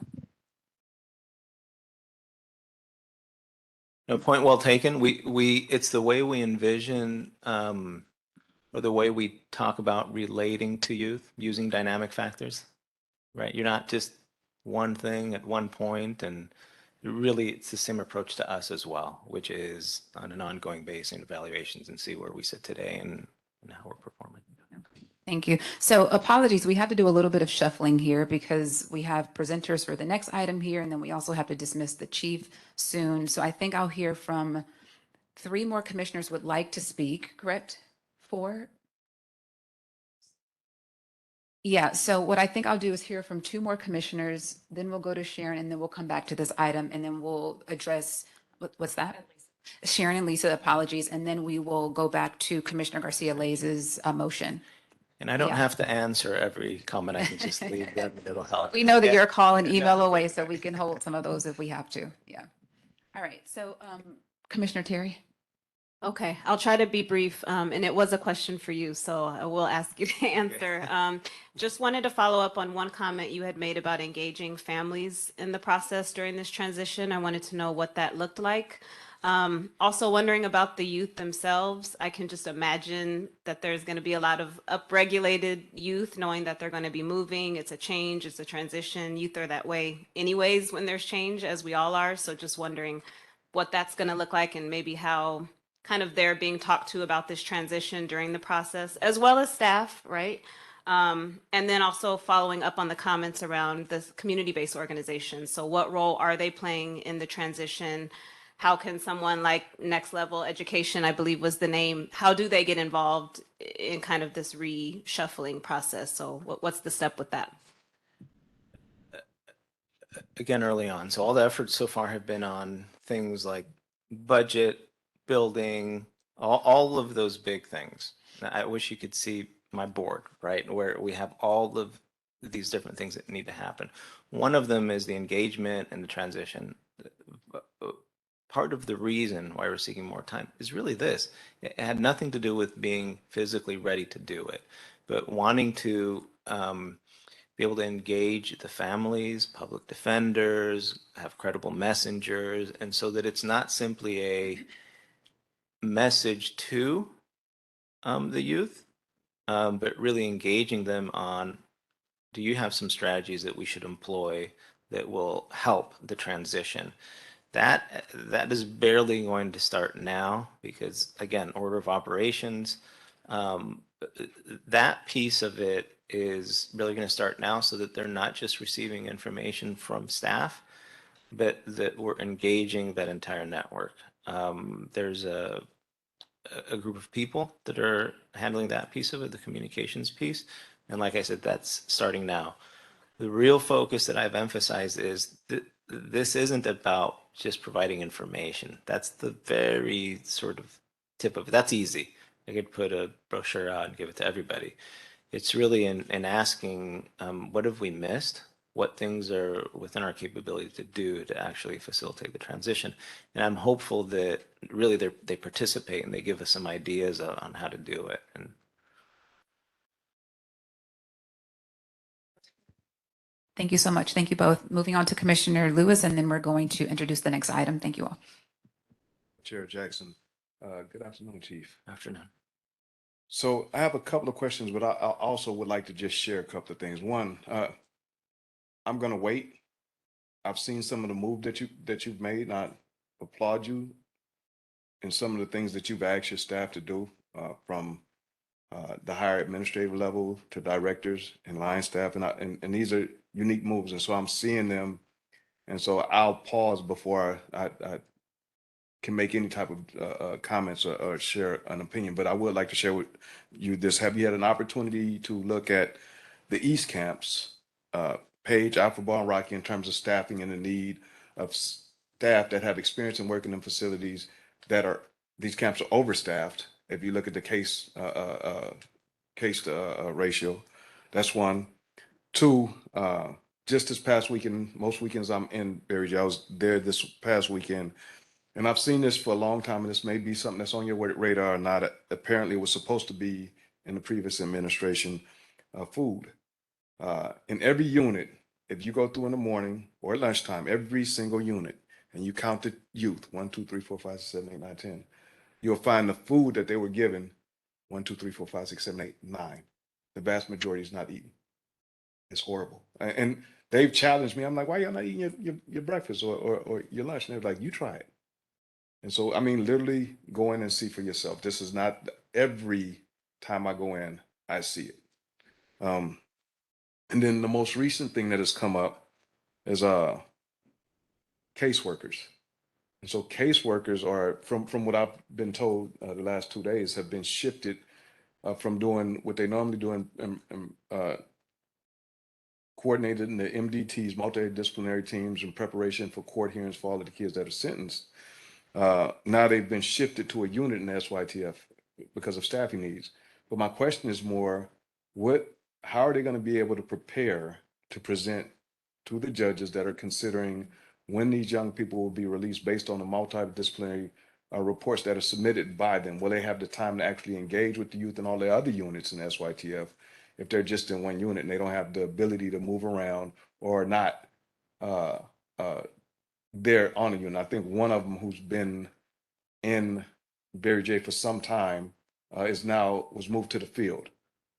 And this is concerning because I know community-based organizations, Department of Mental Health, everyone, LACO, everyone works with this team to present to a judge to determine, does this young person get some time off? Will this young person be released? What are their needs? What do we need to increase? What do we need to decrease? And without the caseworkers, how's that to be done? So food, caseworkers, and have you had an opportunity to look at the East camps and the ability to maybe fold one of those camps into the other two and take, I think it's 60 staff. My numbers might be off, but that's a huge amount of numbers when we look at what's needed in these halls. If you had 60 staff that could actually be shifted. Thank you for those points. And yes, I'm taking a look in terms of all the locations and where our staff are. With respect to the casework taking place, now I tell you, I have received more calls and emails, I think notes on my car with respect to this issue in the last day than ever. And so it tells me they're performing an important function. And what I can say is the following. And I want to make sure the courts hear this as well, which is that there's going to be no reduction in the services and the reports that we provide for that entity. It's one of the basic things that we do as an organization. It's not one of the areas that is sort of non-essential. At the same time, I have to be honest that there's going to be a little bit of disruption in terms of how people have been assigned and where they are, because this is dire. And there may be an increase for some people in terms of what they have to do. They may have to take on their current, and there may be an increase, all within the scope of the number of hours, etc. And some things I may have to back off of. I may be wrong sometimes, and I have to come back and say, well, that didn't net us what we really wanted, or it had some type of disruption. So I welcome the feedback when we do those things. With respect to this particular issue, I'm just looking into it to make sure that we've done the right thing. But I can't promise that there won't be some small levels of disruption, because folks have been doing what they've been doing for a very long time, and I have to stick to my word, which is the entire department is going to participate on pulling us out of this, and that means it may be tough for all of us a little bit, but that's going to help us get there and stabilize. Oh, food. I'm going to have to go taste it. I have not. I take your point, but you're right. I have not looked at it. Yeah, I will. Okay, thank you all for engaging in that item. We're going to have to move on to item number 4. We have, actually, let me properly introduce it. So next on the agenda is item number 4, which is to discuss and take any necessary action on the structured release of girls who are incarcerated or girls' decarceration, and the POC related requests for information to support the reduction in the juvenile population. So here to present on this item is, Lisa Malcuso, Sharon Harada, we have Luis Rodriguez, Eric Rodstrom, and Samuel Ebramian. It's quite the list of people. Thank you all for being here. Please join us up front. So, Is that too tight for somebody to sit next to you? Oh, no. Oh, okay, great. I think we're good. So we've got this seat right here is empty next to. And then there's an empty seat there next to Dolores. and please note that we will be going back to item number 3 to close that out with especially Commissioner Garcia Laiz's motion. We don't need it. We don't need it. I've been Don, I think Don lost his seat, so he might need that too. Oh, Don, there's an extra chair. That's over here. okay. It's okay. Stretch my legs. Did you get displaced? What? He displaced himself. Oh, okay. That sounds typical. Great. Okay, presenters, thank you all for being here. I have introduced. You want me to? No, Sure. please do. Yeah. Okay. So on the screen, you will see we have Sharon Harada from the Probation Department, who I think it's most appropriate for you to begin, Sharon, if you can, with your remarks. So this topic is about the structured release motion, which is a topic that the Probation Oversight Commission has direct involvement and interest in, and has since the recent motion in March, but also with respect to decarceration efforts of girls and gender expansive youth, which goes back to October 2021. So this is an issue that we have spoken about and that has taken on a new urgency given the move and the discussion in item number 3 that we'll go back to in a moment. So we'll start with Sharon and then move on to Lisa, who's going to be talking to us about a projects that she's been involved in her perspective about structured release in a theoretical and practical sense. And then we're very thankful to have the 3 members from the defense bar, from the public defender, alternate public defender, and Eric Rodstrom here from representing the panel, who can speak about the actual progress and how it's gone forward with the structured release multidisciplinary team meetings that I'll let Sharon say more about. Good afternoon, and thank you for the opportunity to come before the Probation Oversight Commission. I would like to provide a brief overview of our process and progress as it relates to structured release and our board's motion that was dated March 21st, 2023, entitled Ensuring the Use of Least Restricted Placements for Young People in the Probation Department's Care and Custody. So we are currently on our 7th week of team meetings, which includes today, and have scheduled a total of 25 team meetings to support young people wherever legally possible to be released from our facilities. The meetings and the weeks have ranged from 2 to 6 meetings on a given week, and this process has focused on primarily or firstly on the board's prioritized population, which was non-707B misdemeanor and technical violations, those categories where youth have been involved. So our general progress, just for everybody's information, is our attorney partners who are sitting before you. They review youth within the board's prioritized motion and some other additional youth, which I'll refer to in a minute. Probation also distributes data regarding by each attorney group to all parties who are legally permissible to receive them. Then we schedule the team meetings and work in coordination with the attorney of record. So it's the IJDP, APD, or the PD, or private counsel, the DA, Department of Mental Health, OIG, and DCFS and CLC, which is the Young Person's Attorney and Dependency Court, and probation. And the attorney may invite any other collaborative partners that they see fit, especially if the young person is in the midst of a pre-adjudication process.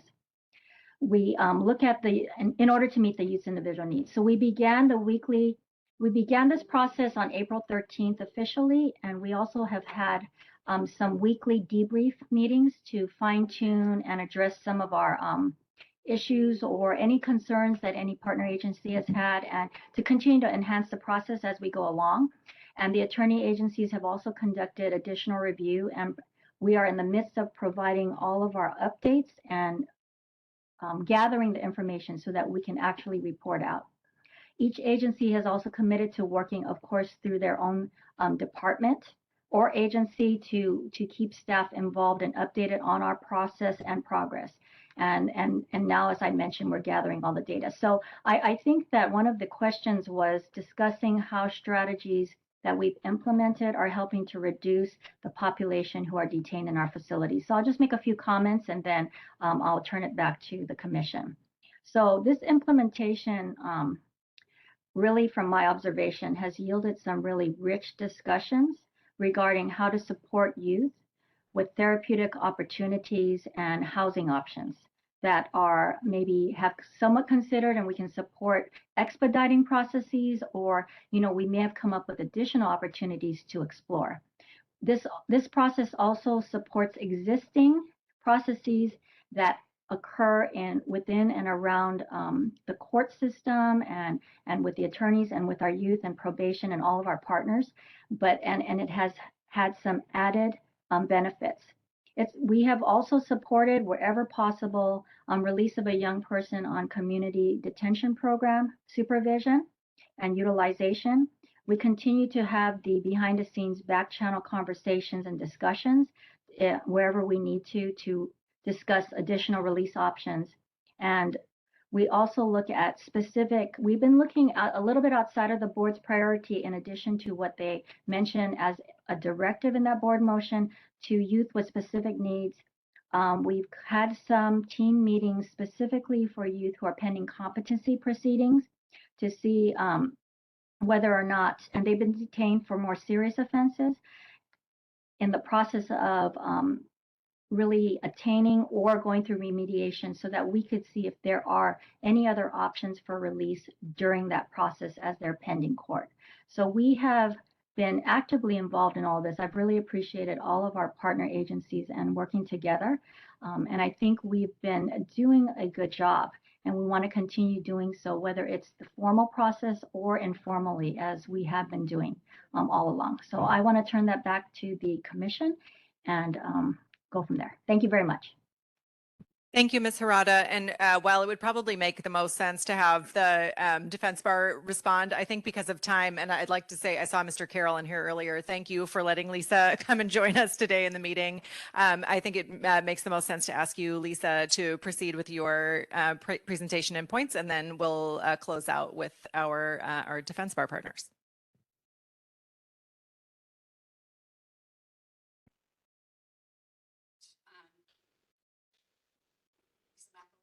I'm a consultant. I've been working in the youth justice field for about 20 years. The past 13 of them I've spent working across the country, helping states and jurisdictions to reduce their over-reliance on secure detention, particularly for youth of color. It's an honor to be here with you today. Thank you for welcoming. Prior to consulting, I served as the director of the Office of Local Programs and Services for the New Jersey Juvenile Justice Commission. Beginning in 2005, New Jersey had crafted the first successful strategy for scaling up the Casey Foundation's Juvenile Detention Alternatives Initiative. And in 2008, with our leadership partners at the Administrative Office of the Courts, thank you, the Administrative Office of the Courts, New Jersey became the first model for scaling up the initiative. And today, statewide, the detention population has been safely reduced by more than 80%, dropping the number of detention facilities in the state from 17 to 7. Things in New Jersey did not start out great. In 2004, Camden County, then deemed the most dangerous city in the country, had serious issues with detention. The building was severely overcrowded, not enough staff, and very dangerous conditions, both for the staff and for young people. See, the building back then was rated capacity of 37 young people and regularly housed an average daily population of 95. One day in August, they had their highest population, which was 131 in a building built 7. So by all accounts, this was a crisis.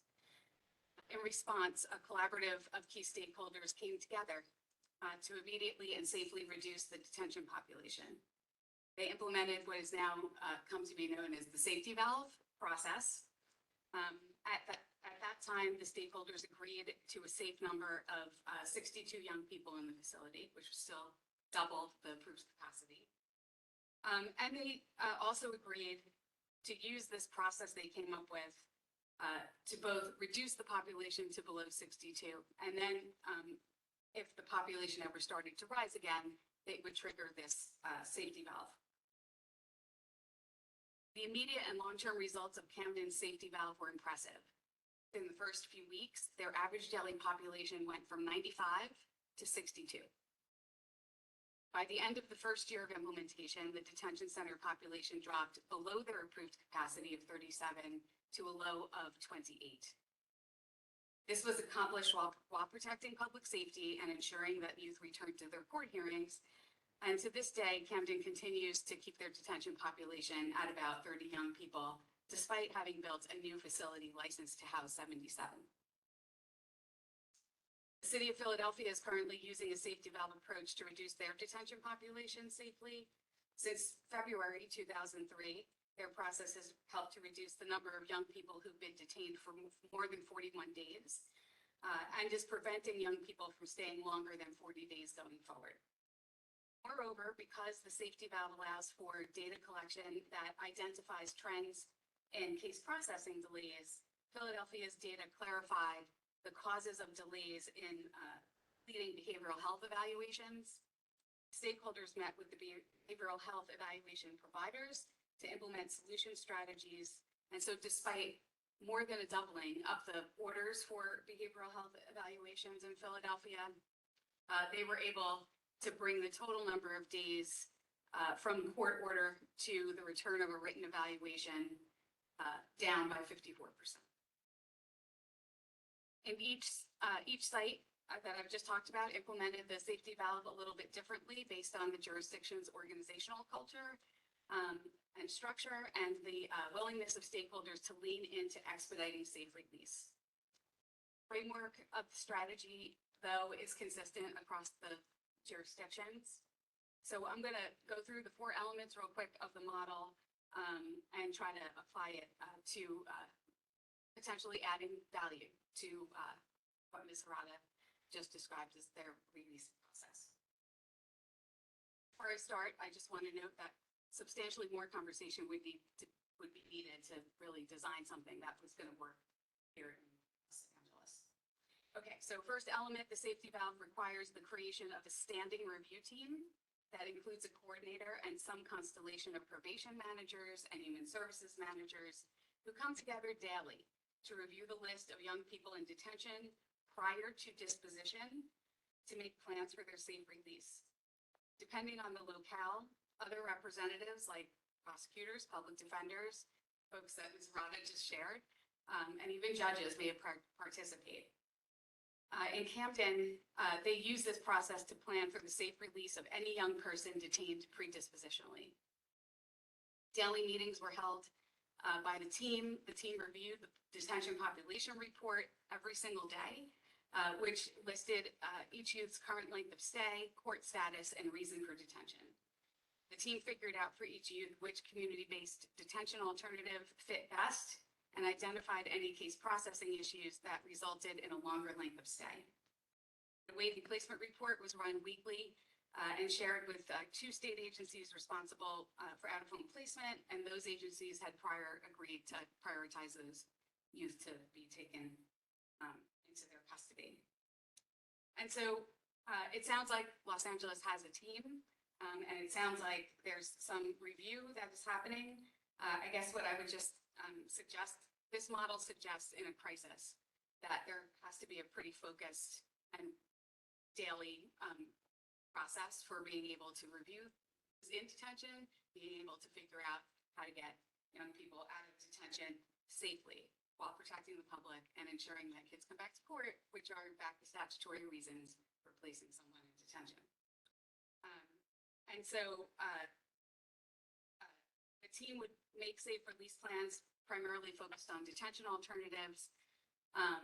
And in order to have the biggest impact in the shortest amount of time, I understand that there's maybe about 250 young people who are predispositionally placed in your detention facilities. I would strongly suggest that the team be full-time assigned to do the reviews, keep track of the cases, bring plans to court, work out any logistics around release, and regularly review data to identify case processing delays that stakeholders can work to improve. Second element, the safety valve relies on the use of community-based detention alternative programs to safely release young people. And I'm talking here really about a term of art. I just want to be clear, it's not just any program. The detention alternative programs are specifically programs that increase supervision in the community to ensure that a youth comes back to court and remains arrest-free until the disposition of the case. You may notice that the language here is reflective of a typical detention statute. And so this is not an accident because these programs are meant to be specifically detention in the community. Importantly, the programs are considered an extension of the physical detention center, and we refer to this as detention as a process, not a place. So young people who are court-ordered into the detention alternative program may also be referred to additional community supports and assistance as needed.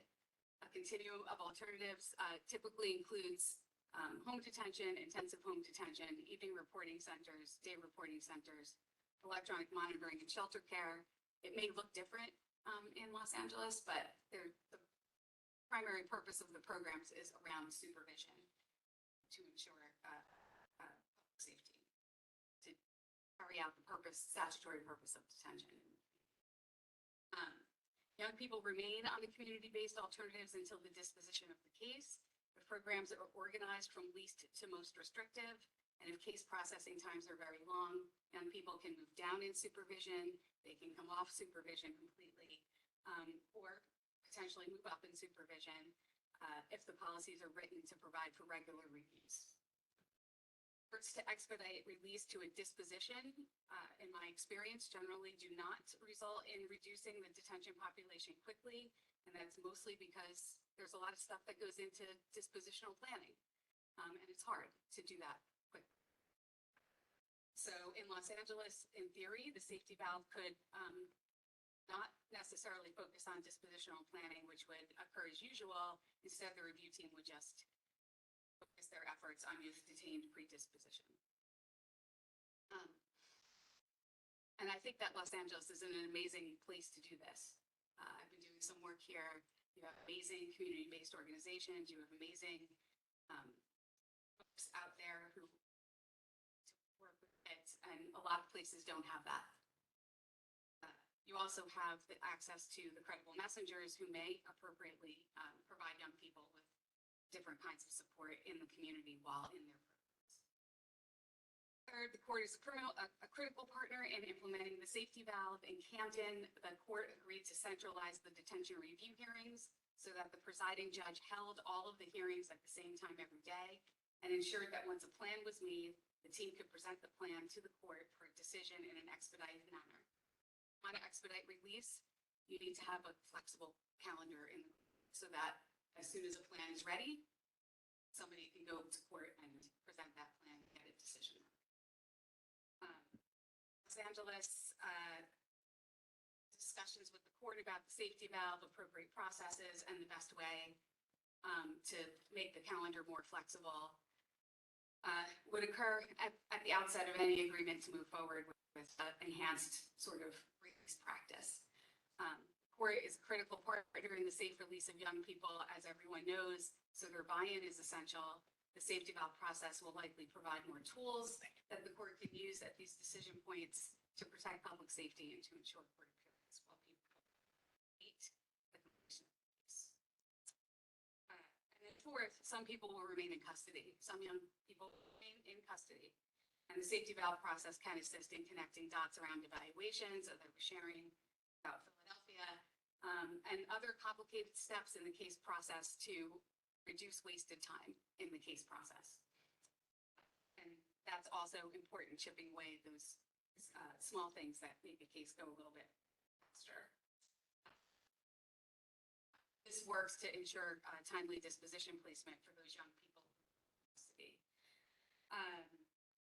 So it sounds like there's already some sort of process afoot.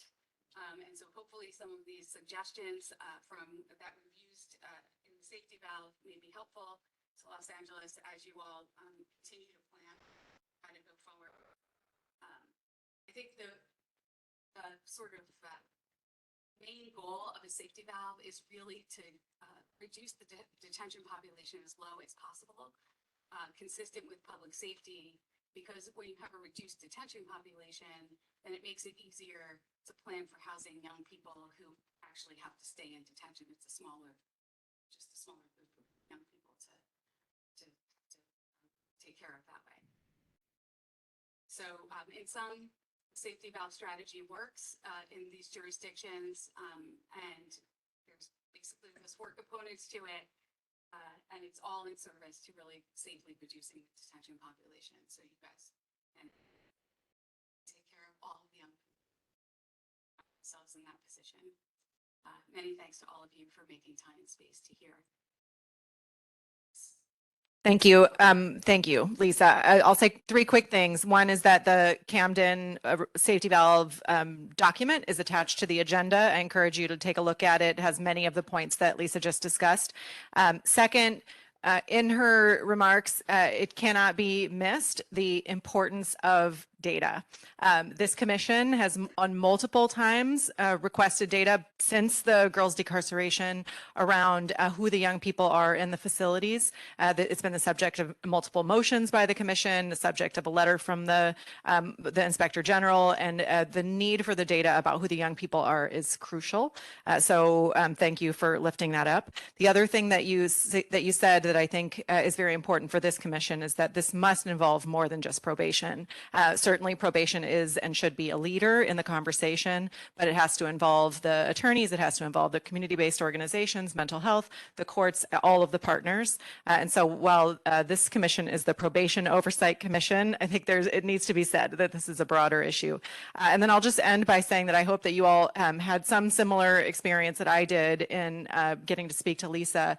There are a few things that have happened over the course of my now almost 30-year career that I will never forget. And one is sitting in a restorative justice dialogue with a local hip hop artist named Kuriga Bailey, who said something that sort of echoes what you said earlier, Commissioner Canales, which is that hope is a mighty thing. In fact, even hopelessness can't exist without it. It was brilliant. And there's something about listening to a story about New Jersey that provides a sense of hope and an idea about a crisis that exists that could be addressed that I think provides a sense of hope for this crisis that we're confronting as well today. So thank you for bringing that to me and sharing that with the commission and the public today.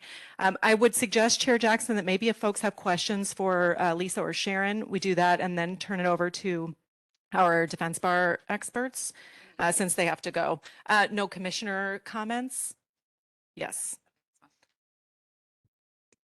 Commissioners, any of you like to weigh in? Commissioner Terry? I had a question. Have you all, thinking of data and evaluation, were there any long-term studies to see how some of those youth were doing after being released and in terms of going back or any other kind of life outcomes? And then also, I'm really curious about data sharing between departments because I know sometimes that's a barrier with interagency work and folks not wanting to share data.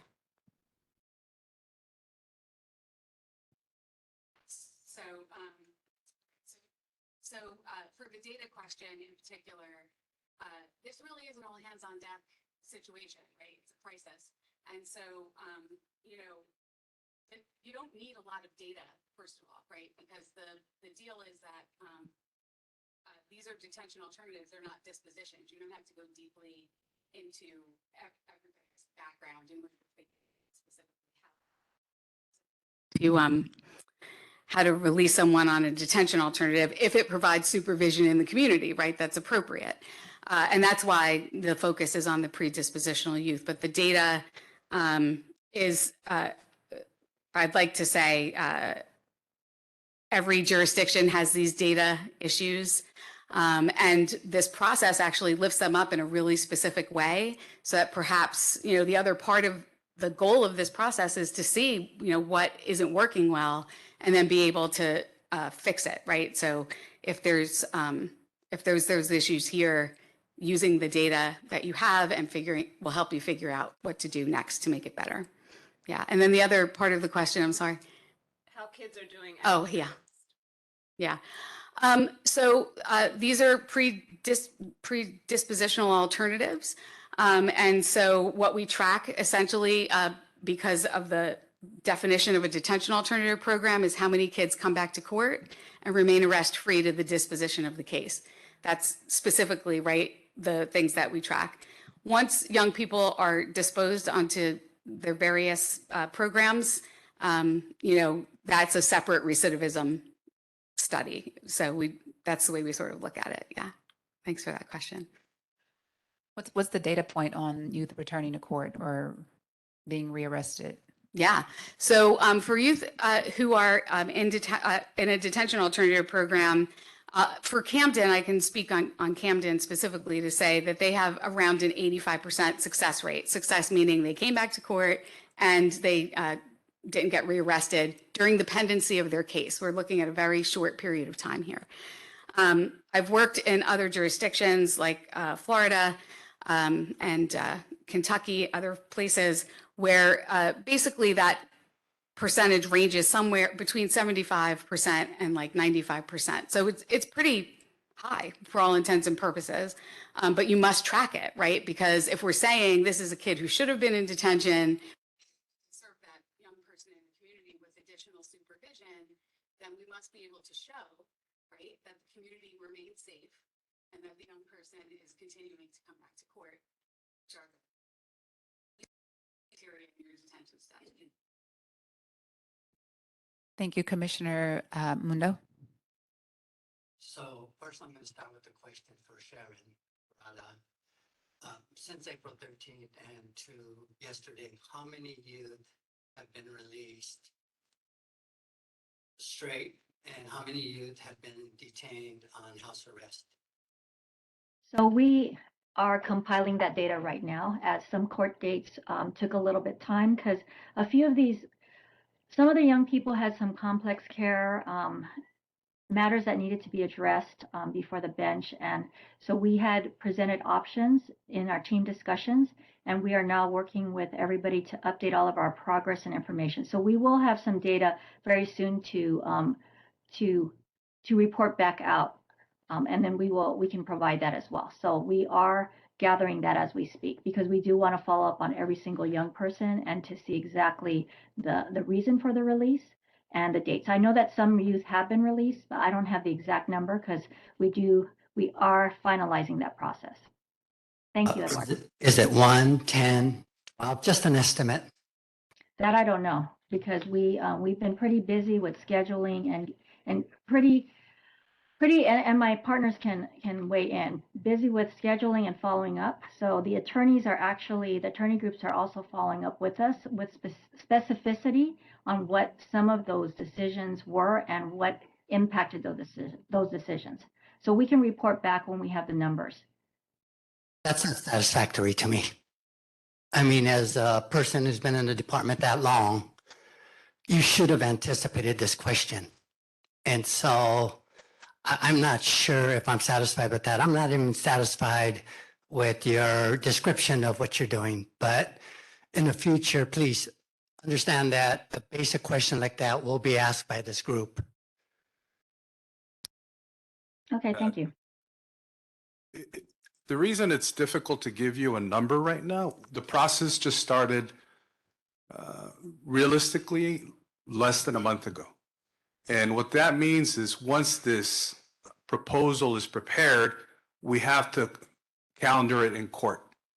So it depends on when it's set in court.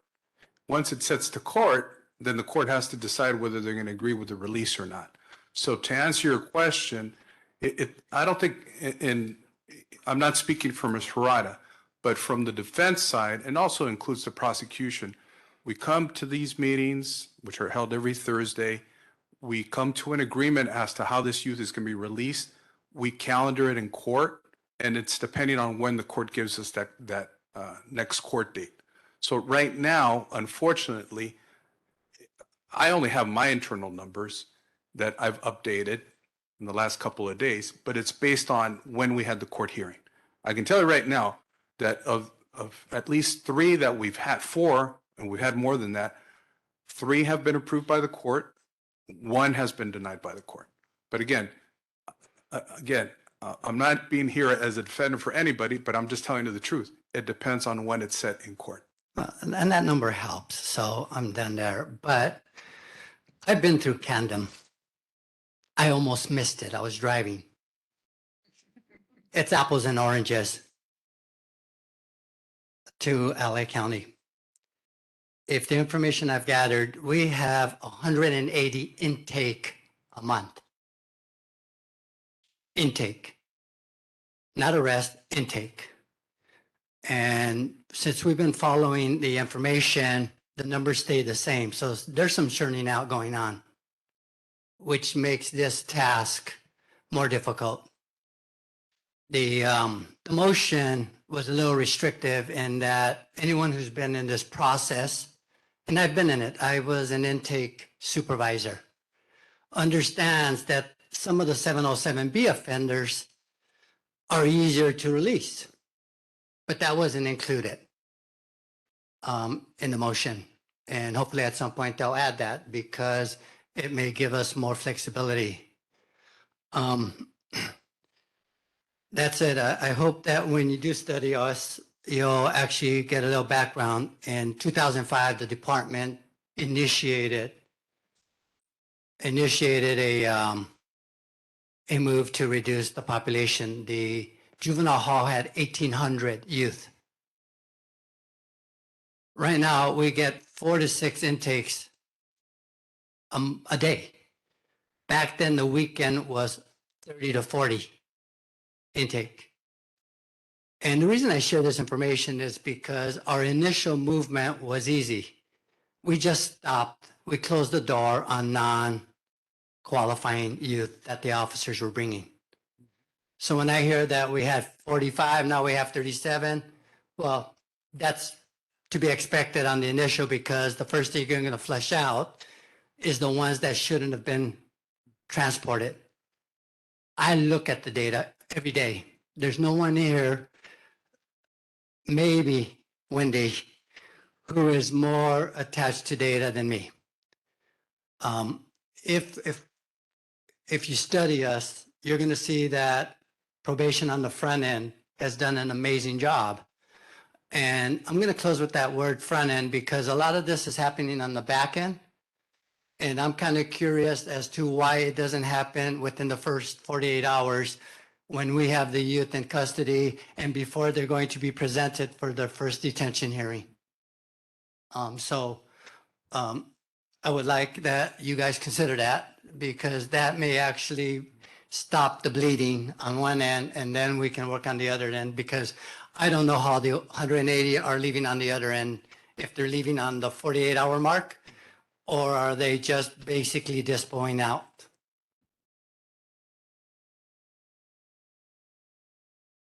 Thank you, Commissioner Mundo.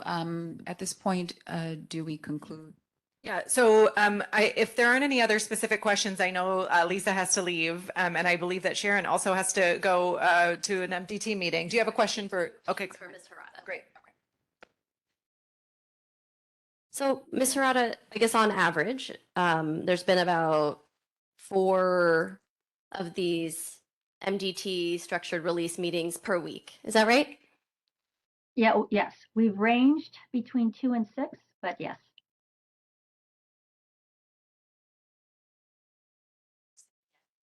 Just on average, there's been structured release meetings a week. So 1 week, I think we had 2, but we've been trying to schedule 4 to 6 a week. So it just depends on availability of the partner agencies, sometimes the attorney of record. We start in the lunch hour so that we make it accessible. So, but I would say we average around 3 to 4.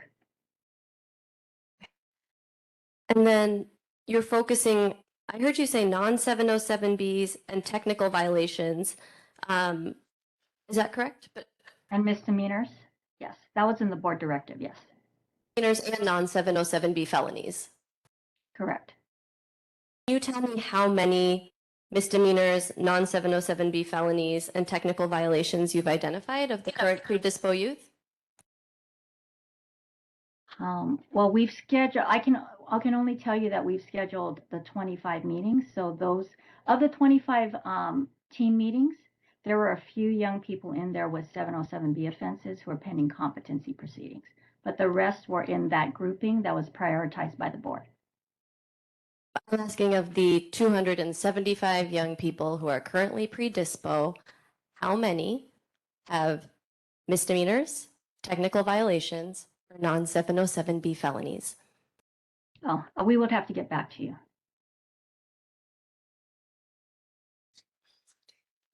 This is like the first directive in the motion, though. So that number just doesn't exist, or you just. Well, for the board motion, it talked about that grouping, and then we actually, gosh, I can't remember the number, but what we did was we share the data with the attorney groups. I think it might have been 54, but I would have to double check. I'm sorry, I misunderstood the question. Around 54, but we can get you that information of the first group, because then after that, young people do get released on normal processes and other young people get detained. Okay. And I know that you said that you were meeting, I think you said regularly, to address issues that were coming up in these processes, some sort of issue enhancement. I can't remember the phrase that you used. Can you identify what some of the issues have been related to this structured release effort and Sure, work's being done to address them? So what I think it was at least the first few weeks, we met every week as partners to we talked about enhancements, progress, input, anything like that because we had just started. That was the initial thing. We did have a few things that arose in court where bench officers asked about the process. And so we had to clarify that because it's a higher level team meeting. It's not the same as, for instance, an MDT that takes place for young people, for crossover youth, or for young people who are in camp, who have their transitional MDTs, et cetera. So we wanted to make sure there was a distinction. There was some understanding that it could be the same, and it's not. So we did clear that up. Were there any other issues identified in the process or in the last however many weeks or in the 25 kind of meetings that you've held? Any other barriers identified? Any other ways to improve this process? I want to turn that over to my partner agencies as well. They may have other feedback. However, some of the young people need additional supports or housing options for release. And that's what we've been working on with the partner agencies because of some complex care needs. And so, you know, we try to do our best to not only look at everything that's already available, but what else can we do to help the young person to hopefully be released as quickly as possible from juvenile hall. Okay, and then there was a speaker connected to a previous agenda item who identified like a $2 million pot that was dedicated to the complex care needs of young people, and that only $18,000 of that bucket or that pot have been used. Is that something that you all are looking at, looking into, relying on? Do you know who spoke on that? Erin Palacios from Youth Law Center. I would have to check what funding that is. I'm not sure on what it relates to. Complex care dollars. I think that's related to foster care. I know that that has come up in some of the meetings on youth who are currently placed. So whether it's DCFS or probation, that access to those funds and utilization and referrals has been discussed in our team meetings when it's applicable to the young person.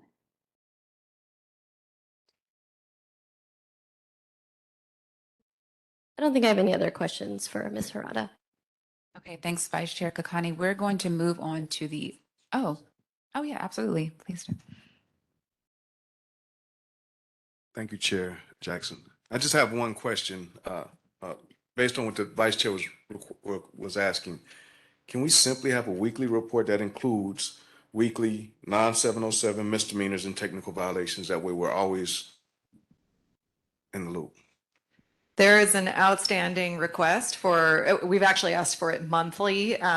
Weekly would be great, but we've asked for it monthly, which is an intake log that would share the demographics of the young people coming in, the charges, the law enforcement agency, their gender, sexual orientation, et cetera, so that we'd have the profile of the intake. That has been the subject of multiple requests and it has not been provided. Okay, thank you. Sure. Okay. Do you have a question for Ms. Harada, or can we move on to the? Who we asked that from? That the information has been requested via motion by this body. Specific. I'm looking at Dr. Gongora. I believe we're now on about 8 months ago.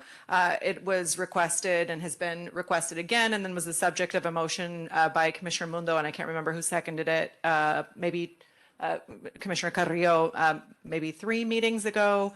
We have not received that information. I received communication that County Council was reviewing the release of the information. I've also received information that it's no longer being collected in the format that we requested it. So there has been back and forth communication, but the information has not been received. Can I just ask one follow-up then related to that? I mean, perhaps it makes sense. Aligned with this motion, there are 1, 2, 3, 4, 5, 6, 7 kind of directives focused on the structured release. So number of youth incarcerated on the basis of a technical violation, misdemeanor, or non-707B felony. Youth awaiting a suitable placement, especially any young person who has waited more than 30 days. A young person who's incarcerated because they do not have a safe family or home to return to. Youth within 60 days of their release date for those who have received their disposition. And then youth who are able to be safely released into one of the least restrictive options, including but not limited to Dorothy Kirby, Pine Grove, the community detention program or supportive housing. And then there's 2 other sections, but just wondering if that's something that we can also incorporate into a motion or ask that probation provide that, be present to provide that data on a, I guess, every 2-week basis, because I know that this motion also called for a report back every 15 days. So there was one data set provided that was a snapshot for, I believe it was April 3rd of this year, that provides much of that information in a one-time number, which doesn't allow the tracking of trends. So that information was collected. And as Ms. Harada said, the agencies involved in the MDTs have reported they are receiving data. I think the issue has been with providing the data to the Probation Oversight Commission. But that, I mean, that's me making some assessments of things that just based on multiple conversations, not what's been said directly. So Ms. Julian, can I make a comment? So the motion, I believe, made by Mr. Mundo. Sharon, can you begin speaking again, please? Can you hear me?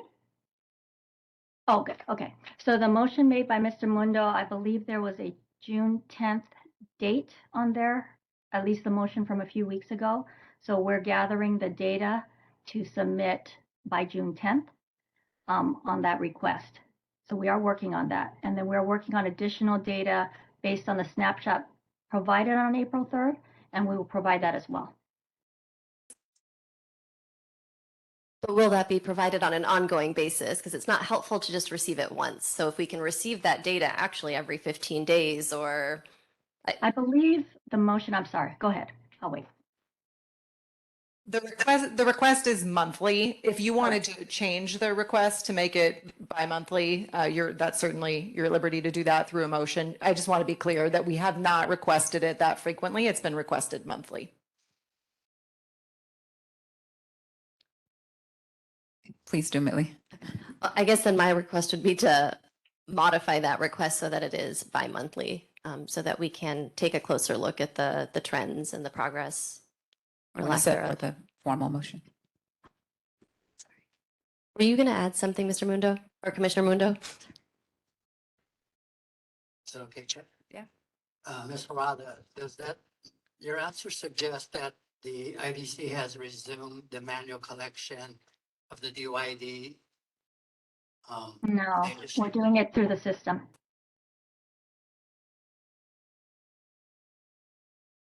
I'm sorry, can you hear me?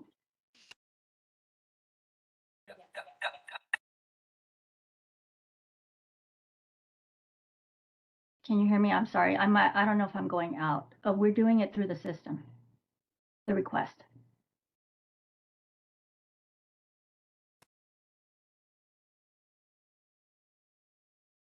Okay. Can you hear me? Okay. Thank you.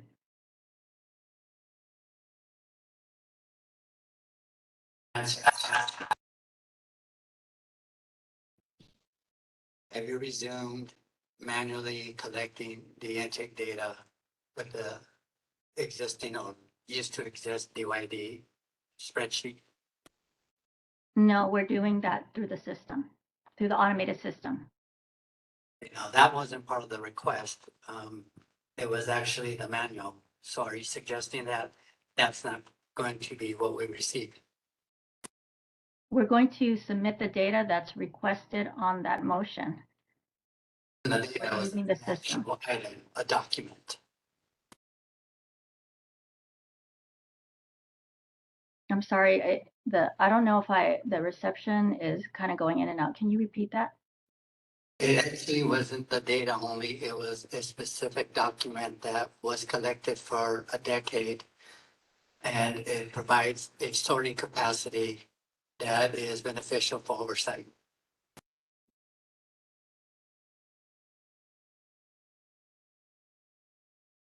So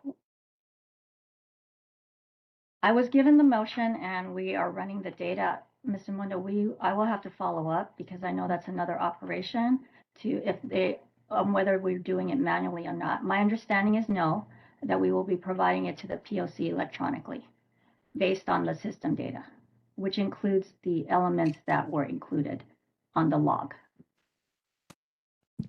Okay, anything to add before we move on? Okay. Because yeah, we do need to, we're really running behind and we still need to revisit item number 3. We need to hear from the Public Defender's Office first and also hear from members of the public. So please allow us to do that. I just wanted to make the formal motion. yeah, Is that okay? Yes. I just wanted to make a formal motion asking for, I guess, the data from, I don't remember, I'm sorry, from 8 months ago. That was in a previous motion from the Probation Oversight Commission. I'd like to receive that data on a bi-monthly basis. I don't know if that language is I sufficient think or that's appropriate. sufficient, and I second it. Commissioners, before we vote. Okay. Definitely shuffling quite a bit, but please follow us. We will move on to, we'll hear from the Public Defender's Office first. And then we will bounce to public comment and then come back to a vote. Thank you, Chair Jackson. First of all, Chair Jackson, thank you. Executive Director Julian and Commissioners, thank you for this opportunity. The point that we were going to talk about was the TMDT as it relates to girls and gender expansive youth and their release. But obviously the conversation has evolved into another direction, which is really the decarceration of all youth. Before I begin, I really do want to point out something that has really not been focused on, and as far as effort, attention, and time, which is what Commissioner Mundo brought up, which is the point of contact that youth come into the system. And that is the point of arrest. A lot of the issues that we're dealing with now, which is decarcerating youth, would not be issues if we're addressing this at the point of contact, which is the point where the youth gets arrested. Very little effort, resources, time has been invested in that. What do we do, all of us collectively, when that youth comes in contact with law enforcement and brings him or her or they to probation? How do we get them released at that point before there's any pre-filing, at the pre-filing stage? Because as most of us know, once, whether you're an adult or a juvenile, once you get in there and are waiting for a court date and you're in custody, it's that much harder to get you out. If you go in there free person into court, it's very much difficult for the court or the DA or probation to get you back in. So I'd ask all of you, as you're thinking about what we do, what we can do more, is that we need to start focusing on what we do before we get that youth into the filing stage. Now, there's been a few things that thankfully this legislature has been a lot more proactive and I think enlightened in what they do with regards to youth. One of them, which was created for a completely different purpose, was AB 2644, which amended WIC when it came to the detention of a youth. Under that code now, when a youth comes into the possession or custody of probation, within 2 hours, probation has to contact the public defender's office or the representative. It was meant to protect them from Miranda. What we've tried to do, unfortunately, because of the constant turnover in the leadership and probation, was we wanted to set up a system, including DYD, to where we would come together at that call that we get, and we'd sit down and say, okay, how can we get this youth out? Unfortunately, because of all this disruption, it's been stunted. But that's just one example. But I would ask you to look for different ways that we can come together. Officially, a public defender doesn't come into contact until the court appoints us, but we can get involved. But there's other departments, DYD, probation, DMH, DCFS, even CLC, who can come in once that kid is first detained. So let me put that out there. Please consider it as we move forward. Now, as far as the effort with regards to what Ms. Harada talked about, and I won't call them MDTs because that's more of a formal process. It's really a gathering of different partners in dealing with once the kids are incarcerated and pre-adjudication stage. We've got the defender offices, public defender, alternate public defender, the panel. We've got the DA's office, we got probation, we got DMH, and we've got the Office of Inspector General involved, and probation, if I didn't mention. One of the things, and Commissioner Kakaki asked about that, one of the things that we found that we needed to remind everybody was we needed people at these meetings, and then once that recommendation goes to court, to be invested in the release of this individual.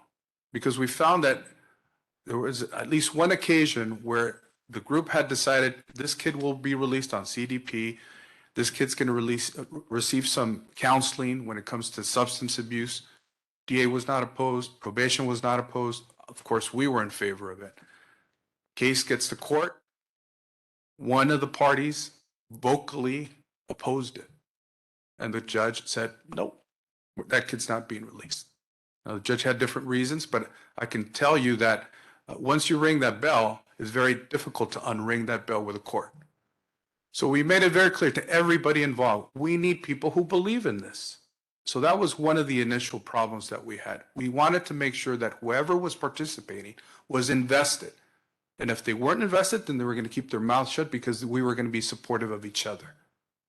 The other thing that we're going to do in about an hour is we're going to meet with Judge Miguel Espinosa and Judge Akemi Arakaki, the presiding judge and supervising judge over juvenile and juvenile delinquency. We want to make sure that the bench knows exactly what we're doing, which is we're coming together as various stakeholders and seeing how we can release this youth. And it's a well thought out process. But as we all know, the ultimate decision maker is the court. We can come up with the best plan that we all believe in, but ultimately the court decides whether it's a yay or a nay. But we needed to make sure that the court knew exactly what we were doing it and why. Now, as we know, judges are independent constitutional officers. They will do whatever they want to do.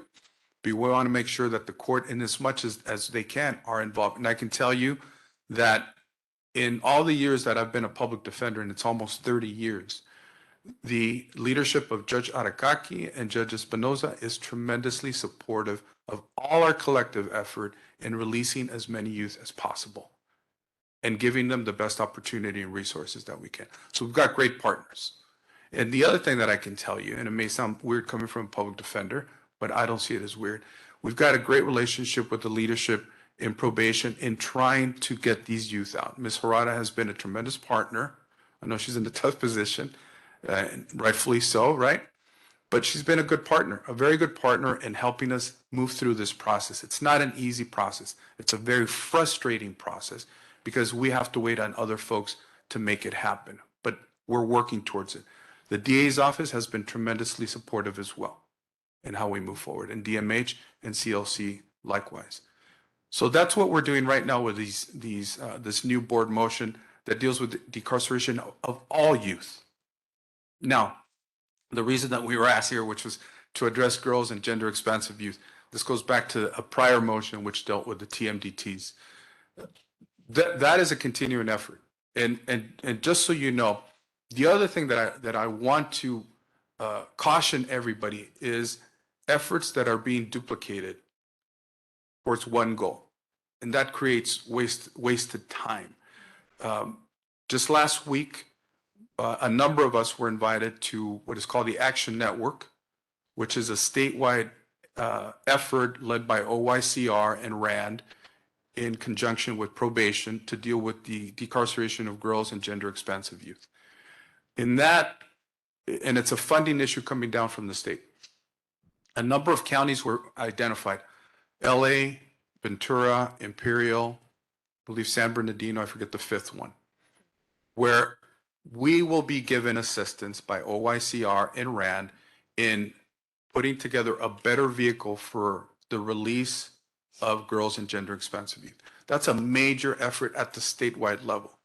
And I just don't want that to be lost in what we're trying to do, in that we have one group dealing with gender expansive at the local, one group dealing with the release of all youth, and we got a state effort. I ask that we all come together, and we're trying to do that together. So let me bring that down to what we're dealing. And I'm only going to address the public defender's office and the numbers that we've seen. And I'm going to give you a snapshot of May. In May, we had 113 girls, gender expansive youth total. Of those 113, 57 were non-detained. 40, the remaining were 56. Of the 56, 40 were released, just straight up. So we only had 16 girls, gender expansive youth who we had to approach with regards to the TMDTs. Now, by the way, the edict that has come down from me to all of our attorneys, all the public defenders, is as soon as a girl or gender expansive youth comes into custody, they must be approached with regards to the TMDT. Ultimately, it's up to our client to decide whether they want to participate or not. Of the ones, all of them were approached, only one said no. Okay. The remaining are in process. Of the 3 MDTs that we did, the 3 were released. So we've got 100% success rate on the TMDTs. And that's a little bit more formal than this MDT, because that one, it's an actual MDT report that is prepared, that is presented to the court, where everybody has input. Anyway, I'll stop talking because I don't want to take up all the oxygen. And I know I have my friend, Mr. Abrahamian from the PD's office, APD's office, and my friend, Mr. Rostrom from the panel. Okay, we'll hear from you two and then we'll go to public comment. And thank you, and I'll be brief. Mr. Rodriguez Luis here was very thorough with his presentation. What I simply wanted to add, and I think we all have the same feeling here, and I stress this upon our attorneys in our office, know your audience.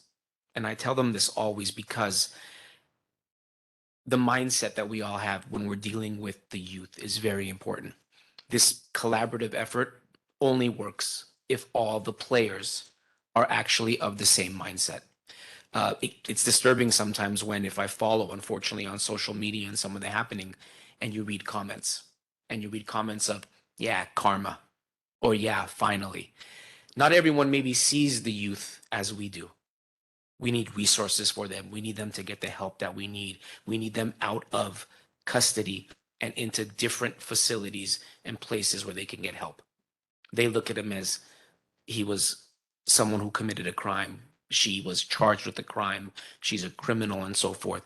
So I always tell them, know your audience.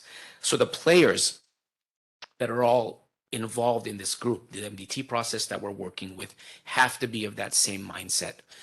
I'm not saying the system is not going to have to go through its process. It is. Law enforcement will do their job and arrest. Prosecutors, if they deem fit, will charge, and then a judge will sentence accordingly. That's fine. That has to take place. We're simply talking about, especially our predisposition youth. In the pending process, where does this youth have to be? And what can we do with this youth to make sure that they're on that path for rehabilitation and ultimately re-entering our community? So this group, I applaud that I'm part of, and we're doing great work. We have to continue again to make sure everyone involved is of that same mindset. I'm not saying, oh, this person just needs to be released and back out, as if the case never happened and there isn't an existing petition. There is. We're simply saying, in the meantime, what can we do for this youth? And then, if unfortunately the person is sentenced and committed somewhere, where are we going to put this person and what are we going to give them as resources? That mindset has to be key. Numbers are numbers, they're there. The process will take place, I understand that. Everyone, though, has to be on the same page of wanting this and realizing what the goal is. This I appreciate. Virtual is nothing compared to being here live. I love the intensity of it because it shows me every single person and the care here. I work with these gentlemen here, and it's incredible. Now I've had a chance to work with many more people from different agencies. It's incredible. Continue pushing it. Continue stressing, Commissioner, the data that you want. Continue, everyone, questioning us as well as to what we're doing. But this has to continue. If we all collaborate together, it'll work. We just need to. The troubles that I saw the chief talking about as far as what probation's dealing with, that's a problem we're going to deal with. We're not happy as defense organizations of what's going on with our youth today and what we hear from our clients as far as I didn't eat for 48 hours. I couldn't get to a bathroom. They throw me the packet and they say, here, learn. I can get out if I accomplish this college course or whatever educational plan was put forth. And it's simply here. I wouldn't want my child to go through that kind of an educational process. You are now responsible for this child. Anything that happens for this child is on you. So no, simply giving them a packet is saying, go into a day room with 40 other people and now try to learn. And if you can't, well, then you can't get out. It's unacceptable. I'm not going to go over all that. We've talked about it. We know what the problems are.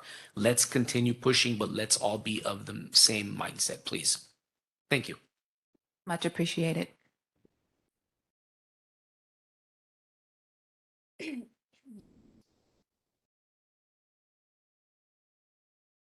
Thank you all for inviting me to be here as well. Going last, I've seen my bullet points get checked off by my colleagues, like one after another.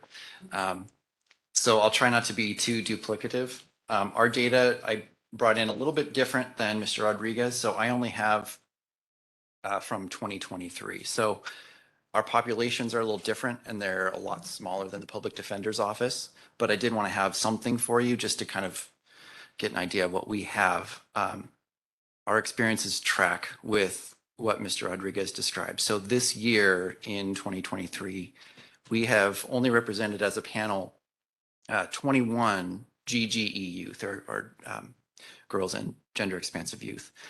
Only 6 of those were detained. So our interaction with that set of MDTs is a lot smaller. And I don't even know if we get to be statistically sort of relevant at that point.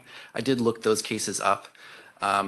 3 of those clients did obtain release. 2 of them, though, were actually, and this goes to Mr. Rodriguez's comments about kind of multiple routes to the same goal.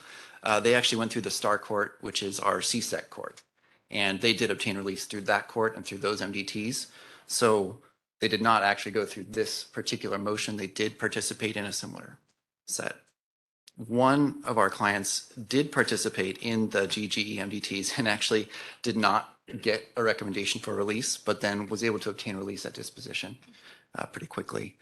So our numbers there are smaller. And I wanted to kind of mention this earlier, and this is an earlier evolution of what we're now doing with the latest motion, because there has been sort of an improvement in, I've seen just the interaction we've seen from probation. They're much more, and I'm sure that there's a lot more pressure now, but there has been a lot more interaction with probation. I imagine it's the same in the other offices.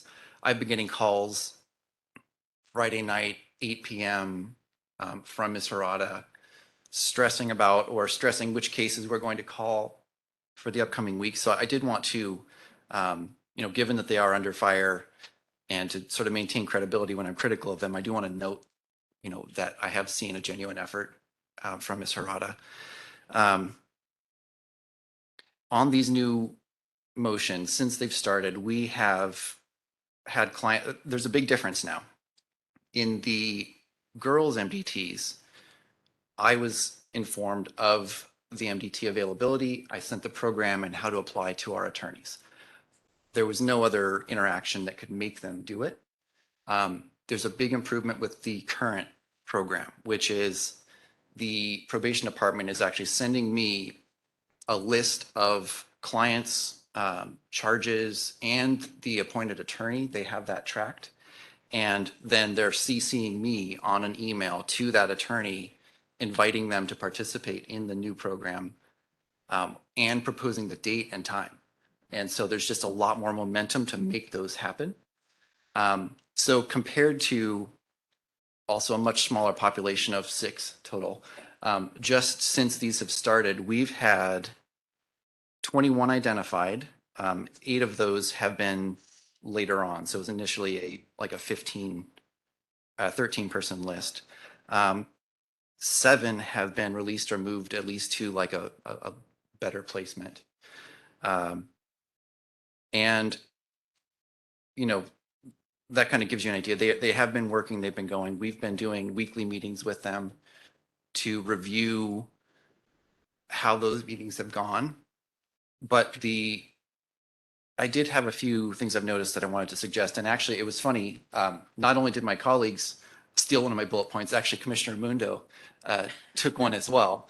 And I had a suggestion that probation, to its credit, has actually followed through on. I think at least 2 of our scheduled MTTs were for clients who did have 707B charges. And we just requested that they receive an MDT anyway.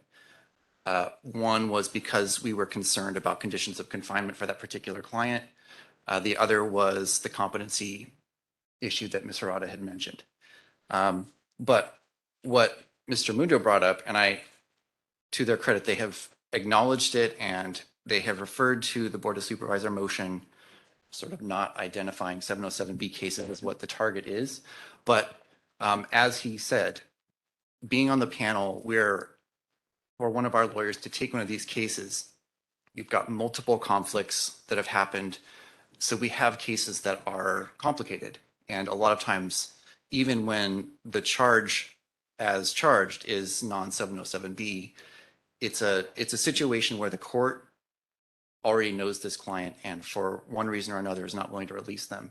So even though they meet the criteria for these meetings, they're maybe not the most likely client to be released as our attorneys actually will see them. And in fact, I think some of the more simple 707B charges, some of the assaults that maybe were a fight that someone filed more aggressively, would actually come from a client with a minimal record, a home to go to, a supportive home, school participation, a full life, that if you did not see the charges in the charging document, you would actually have a person where going through an assessment of their likelihood of succeeding out of custody, they would actually be a great option. So we have brought that up. To their credit, probation has sounded willing to add those clients. I think we've had to find maybe specific mitigating reasons why they are still special from outside the standard list of 707B cases. But if I had a suggestion for, increasing the numbers, at least for the panel, it would be, let this be a judgment call by an attorney. Don't waste the partner's time on cases where likely this is not a case that a judge would let you out. But there are a significant number of simple 707B cases that an attorney can make an honest assessment about their client's likelihood to succeed, and the number is probably substantial. So that would be a suggestion I would have. And I think I had more, but I think everything else was, I'm not going to say stolen, I'm going to say we've created three wheels for this vehicle. Yeah, thank you all for presenting. We're going to move on to public comment. I've done my best to abide by the rules of order, so I'm sorry if I got a little crazy earlier. Yes, let's move on to public comment. We have another meeting with Judge Espinosa. So I don't know if you have questions of us before we have to leave, before you move on to public comment, I'd ask. Okay. We're going out of order here. I'm sorry, Chair. That's okay. That's okay. We want to get business done. So I'm very excited to hear about that meeting. I hope it goes well. I hope you impress on them the importance of reducing the numbers so that Los Padrinos is successful. So my question for you is this process have any hope of cutting the predisposition population in half in 8 weeks, or are we going to need to add something entirely new? It has that potential. It really does. But again, it involves, like I said, at the commencement, everybody has to be invested in it. One of the issues that we had, and the agreement now is that whenever we have a disagreement, we're going to talk it out before we air it out. There's been shift in the DA's policies as to how they file cases. We've had disagreement with some of the things that they do. So my position is now I'm going to go back to you, because one of the things that we had was DA Gascon said, we're not going to file duplicative charges out of the same act. Well, that's happening. We're going to file the least serious offense in that incident. Well, that's not happening either. So we've gone back in conversation. I'm happy to say that my partners in the DA's office are very open to, okay, let's work through this out. But there is hope, Commissioner Garcia de Leyes. But it goes back to what we've mentioned. Everybody in that room has to agree. We can't have naysayers, period. Sure. Commissioner Mundo. Just one quick question. You guys track at detention where probation recommends release or house arrest and the bench goes another way? Detained? I'll speak for my department. We haven't, but I like your idea because that's a conversation point that I can take back to the bench.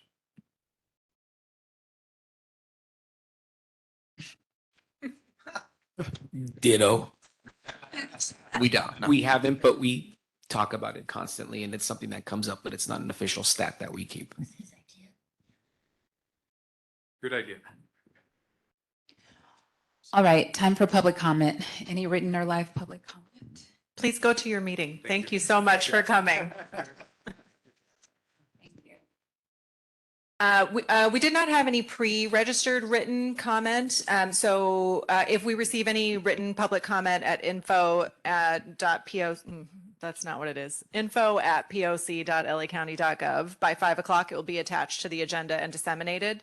If there's anyone in the audience who would like to give public comment, please stand up and come to the microphone. We have at least one public comment online. If you are online and would like to make public comment, use the raise your hand function or dial *3 on your phone. And we can get started. Yes. I've been coming to these meetings since 2008. I had to take a break in 2017 because I was not allowed to keep speaking. So I've heard of silos. I've heard of data. I've heard of a county zero plan, which I still haven't figured out. I wonder what's going on for latchkey kids. I've heard of care court. I've heard of affordable care. I wonder how the state managed to change Medicare, not Medicare, I'm sorry, Medi-Cal. We had Medicare, we had Medicaid, which are federal programs. Medi-Cal, which was a California program, has now got a dash in it. And it's acceptable. When did Medi-Cal become Medi-Cal? It never was. When did it change? Oh, I know when it changed. Around 2017. There's $28,000 being spent on LAUSD per student. They're grading on a 30% passing grade. Somebody mentioned 1998 compliance. That's over 35 years ago. You had the most important presidential care package ever created by President Barack Obama. Somebody stole the money. You had affordable health care. You don't have affordable health care. $18 billion budget in 2008. It's up to $44 billion for the county. Where the hell's the money going? We have a wraparound solution. We have no solutions. We have a wash, rinse, repeat type of program. We have more fraud, waste, and abuse. There's trash. There's shit. That's your time. Thank you, Mr. Sachs. There's the MRT tax. Thank you. Anybody else in the room want to make public comment on structured release? Okay, we are going to go to the phone. We have a call-in user who has registered, so we'll send you the unmute request, and then you need to dial *6 on your phone. Your call-in user number 8. Your number starts with 866-931. Can you try to speak, and we'll see if we did this correctly? We need you to dial *6 on your phone.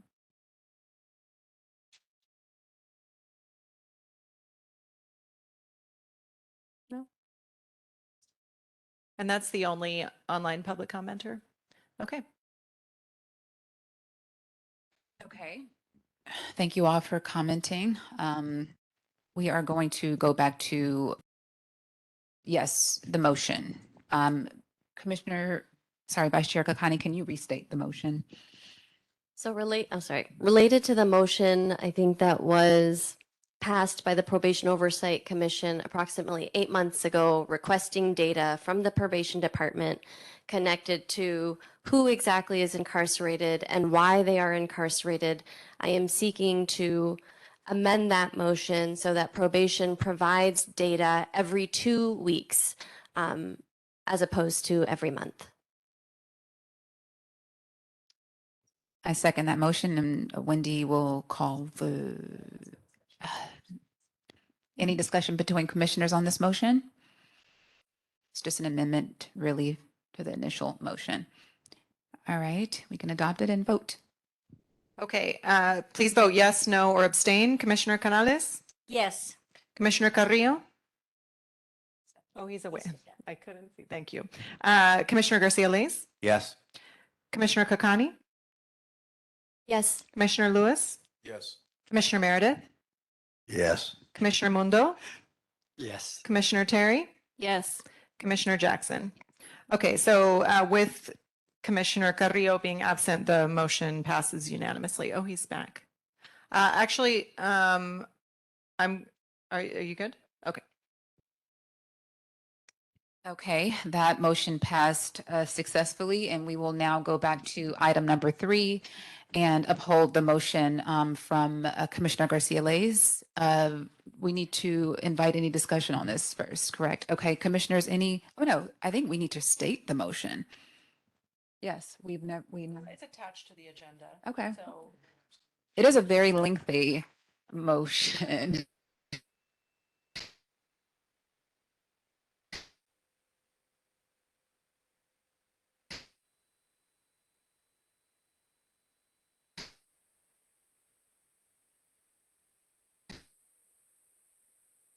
We can. Some ones such as updating the dates. It also removed any reference to specifically asking to investigate the possibility of confining youth outside of the county. I did agree to add officer safety to the very first sentence, and when I went to do it, I realized it actually already was the very first sentence. So other than that, it's basically the same. It 3 recommendations: to close the halls as quickly as possible, to not rush the opening of Los Padrinos, and to plan for the possibility that Los Padrinos will not be prepared to confine the entire current populations of both existing juvenile halls. And then the main substance is it asks for 2 written plans from the department. One, a plan on how to accelerate the depopulation plan that we've just been talking about is agenda item number 4, so that we can get to a small enough population that it can be safely confined at Los Padrinos. And it specifically discusses many of the things that we've talked about today, including working with law enforcement agencies to reduce the number of people who are brought in, working with the judges to reduce the number of orders for confinement. And then third is ensuring that probation is as aggressively as possible recommending release. And then the second plan is for reopening Los Padrinos, and it has about 20 bullet points I won't go into, which are specifically details. So we've seen the broad strokes of the plan, but I mean, the first detail that I'd like to know is how many youth are we expecting to confine at Los Padrinos on July 24th?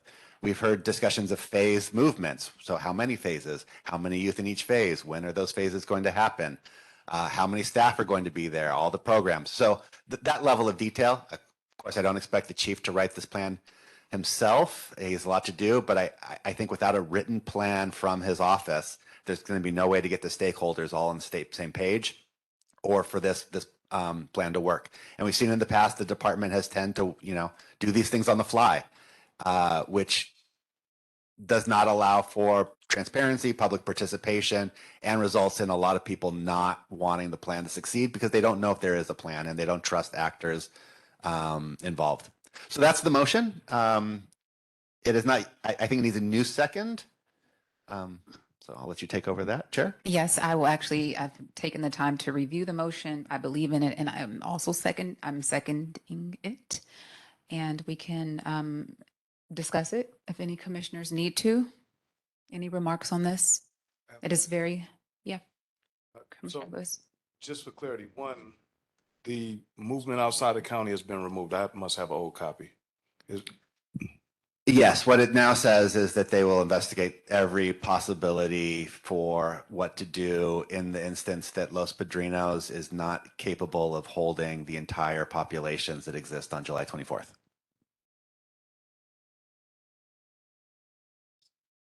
But it never recommended doing that. It only recommended considering that as an example of an option. Now it just says come up with whatever options are possible. And my second question is based on the discussion that was held earlier in regards to Barry J and SYTF, the SYTF population will remain at Barry J until the finalization of the May revise or the governor's budget, which may fall under BSCC. What are the requirements, et cetera, all of the stuff that we went through already. Are we considering that in this motion? Because, and the reason why I ask is because I would have to oppose, in my opinion, because SYTF by itself has to exist. I agree with central facility being completely closed. It was built in 1912. It's antiquated. It should be knocked down and rebuilt for housing. That's a whole different argument. I agree with Las Padrinas being open. That was something that a long time ago I was saying we need to do.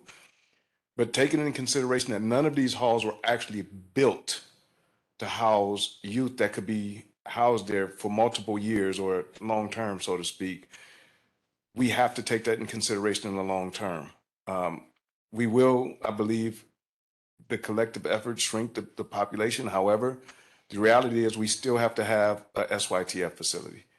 And long term, the newest facility that we have in this county is Barry J, which I don't like, but I'm just being a realist. So the motion very specifically carves out SYTF and doesn't deal with it at all. So it does not say anything regarding keeping SYTF at Barry J or not. It very specifically does not address that issue. Precisely because of why you just said. It may be necessary, so it doesn't talk about it. Okay. Then I just have two questions. Okay. Question one, how will reopening LP establish a new culture? It's just a facility. You're going to have the same staff and the same things that are basically, and then how will effective practices, if we don't already have them in play, by reopening Las Padrinas, how do we now have a difference in practices if those things are not already in play? So the motion asks the chief to tell us the answers to those questions in the plan. It doesn't tell him what the answer should be. It just says that those are the sorts of things that the public needs to know. And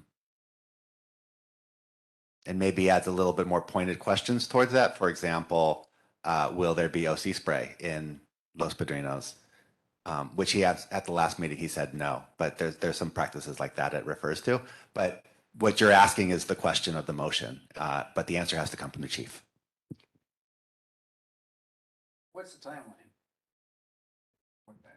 It doesn't give a timeline. And it also, we talked about that last meeting, it does not do that because he's new. I don't know how fast he can do it. I don't know if he has the team together. So it's really just, it doesn't give a timeline. Maybe we want to revisit that. I don't know, but it feels like every meeting we're going to revisit this. And so maybe we don't need to put it in writing.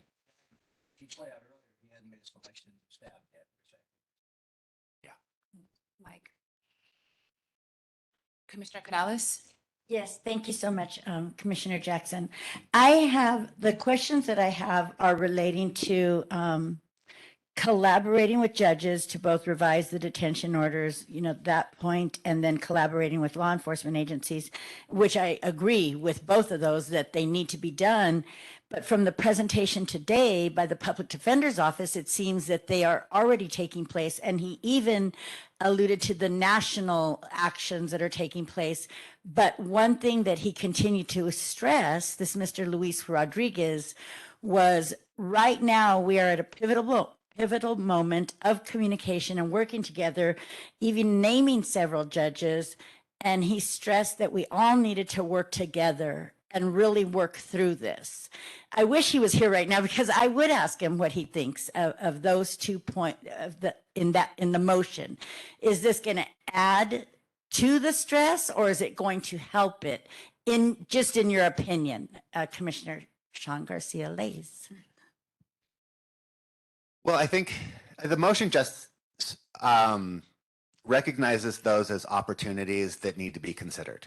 So these are things that are already happening.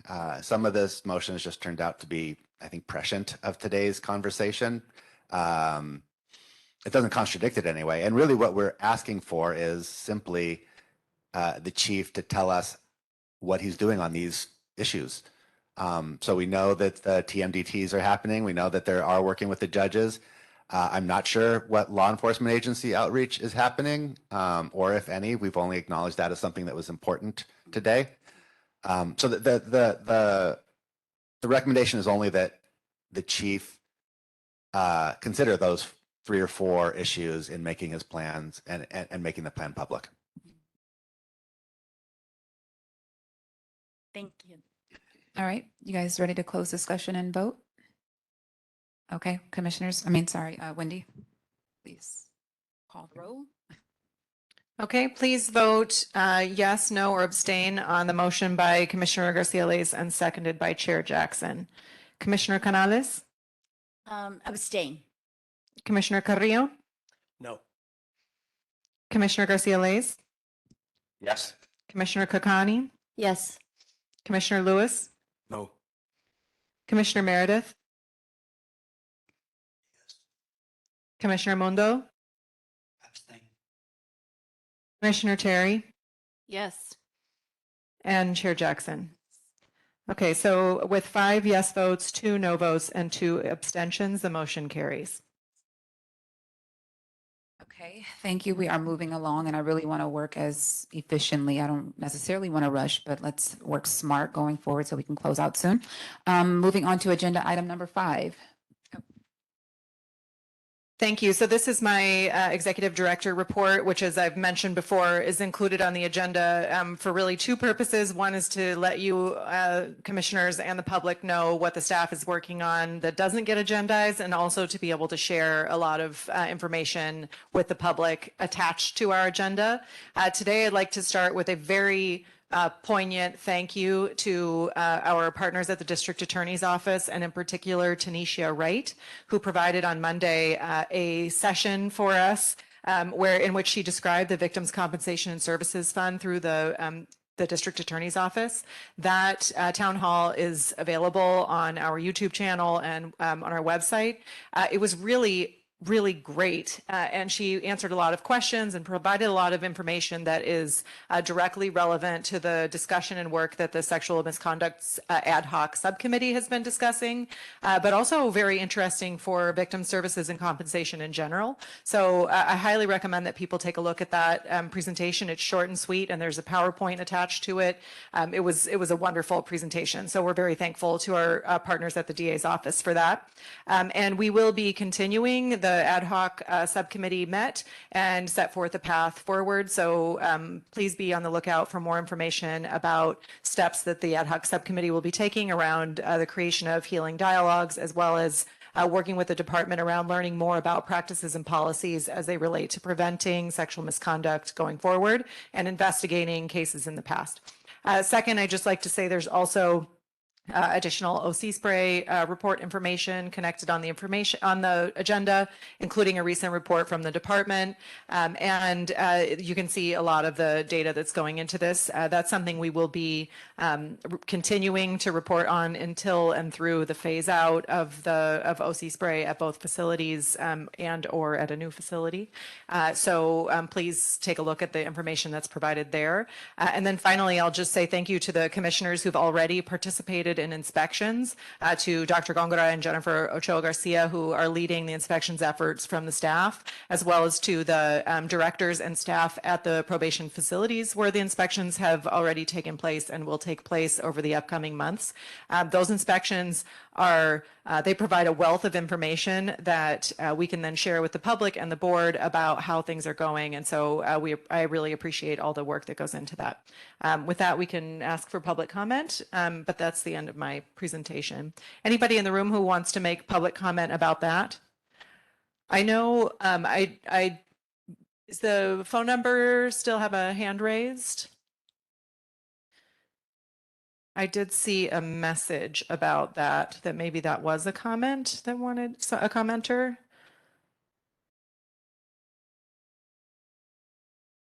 No?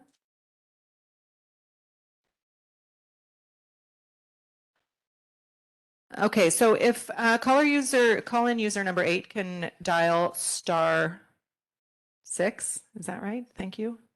On your phone to unmute. It still shows as muted on our end. even though we're unmuting.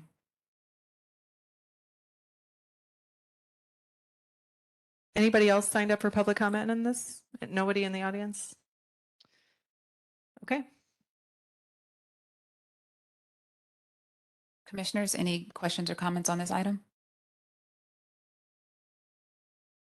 Moving right along to agenda item number 6, where we should discuss or place any future meeting or put any items on the agenda in the future for commissioners who have things to be agendized.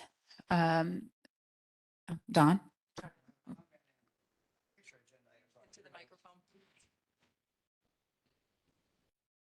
I have a future item for maybe like later this summer on this topic, but I want to point out that last night, I, on behalf of Supervisor Catherine Barker, presented 4 scrolls to 4 reserve probation officers who've donated over 30 years of service to us. And it was interesting to meet with the core group of the reserve officers because they range from psychologists to teachers, to counselors, you name it, they run the gamut. And they've been doing a good job of trying to help out at the facilities with some security and staffing. Though they've not been well supported in the past by the department. But anyway, they were recognized last night. Adult Court Chief Darlene Pinicchio joined with me because unfortunately Chief Mira was stuck in Sacramento. But I just want to recognize the reserves. 30 years of great service. I'll send you the names for the report and the photographs. Also, probably about maybe August, I'll have a report because I'd like them to encapsulate the number of hours of service they've donated to the county on their behalf, their skill sets. That's it. Thank you, Commissioner Meredith. It looks like, oh, you good? Okay. We do not take public comment on this item, so we will move on to agenda item number 7, where we invite members of the public to weigh in on whatever they'd like to talk about today. So written or live public comment. I believe we did actually have one written public comment that's attached to the agenda that falls under this category. Mr. Bell, are you getting up to give public comment? Great. Come on up. Just trying to drag Frank up with you. Short and sweet. I just wanted to comment on a comment Mr. Lewis made earlier about the camps. I think closing a camp on the east would be a mistake. Right now, the kids are going outside like you guys want them to. They're getting their programs like you guys want them to. When it comes to BSCC, I know my camp, we passed 100%.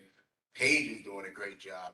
We're able to have tournaments, do all this other stuff. Why? Because we have the staff, the officers there to do it.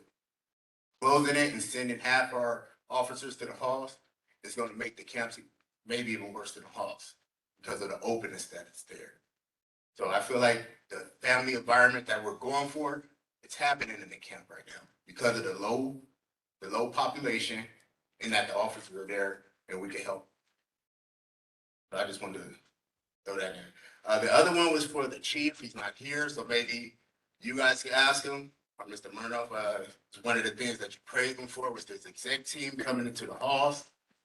Sounds good, but I just wanted to ask them, are they going to be in the halls wearing uniforms? Are their cell phones going to be left in the car? Are they going to be in the dorm, running the board? Are they going to be helping move people to school, moving in the programs?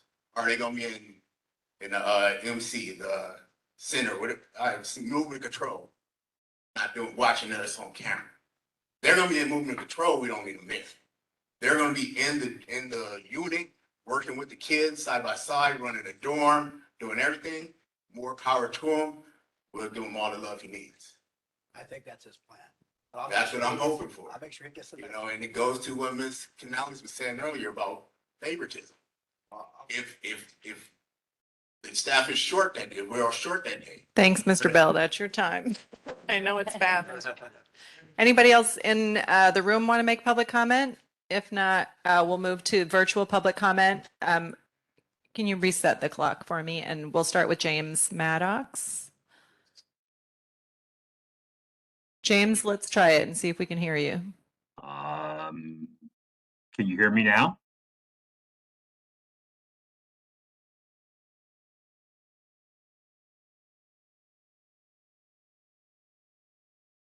James, we can hear you.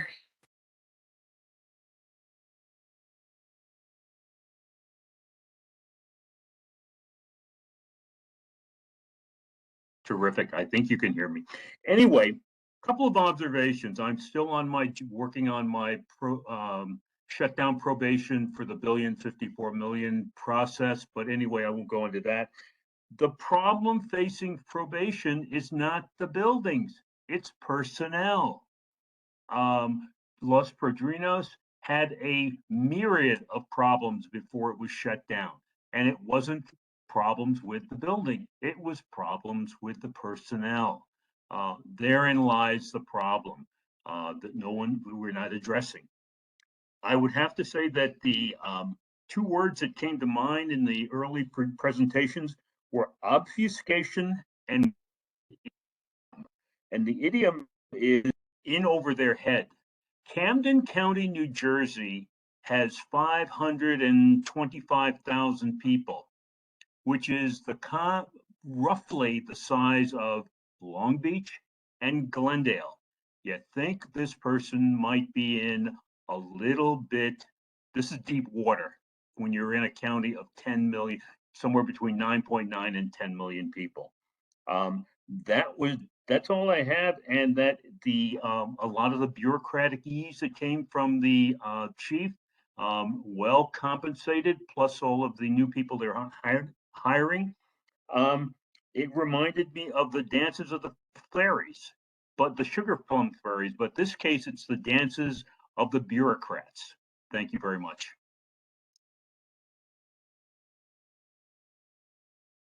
On user number 42, your number starts with 31024. Please dial *6. Okay. Thank you for recognition. This is Mel Bailey, and I just wanted to call in to, I know for the past 2.5 years, I've been kind of begging and pleading and hoping that we introduce the courts to the conversation. So I just wanted to recognize the existence of the subject today. And I hope that it's not just, just stop by and say something real quick, but I do hope that it does lead to a true picture or a true big picture and amalgamation of everything that we say we're doing as we're trying to collaborate. So I did just want to recognize that and thank you for allowing that to be a part of the discussion. Now, if only we can introduce the victims, that would be super perfect, but I'll take one victory at a time. Thank you. Thank you, Mr. Bailey. And that's the end of our public comment. All right, we got through that pretty quickly. I'm going to bring the meeting to a close. Thank you all for your comments, Mr. Maddox, Bill, and oh, yes, we need a motion to adjourn the meeting, but I want to make sure that I plug in our socials. So please follow us on YouTube at LA County POC. If you would like to receive reminders about our upcoming meetings, our website, please visit our website at poc.lacounty.gov to subscribe to our email listing. A motion to approve to adjourn today's meeting. I move to adjourn. First motion by Commissioner Garcia-Lays. I second that. Seconded by Vice Chair Kakani. Voice vote. Aye. Aye. Thank you all. We have officially adjourned this meeting. Thank you all for your time and take care.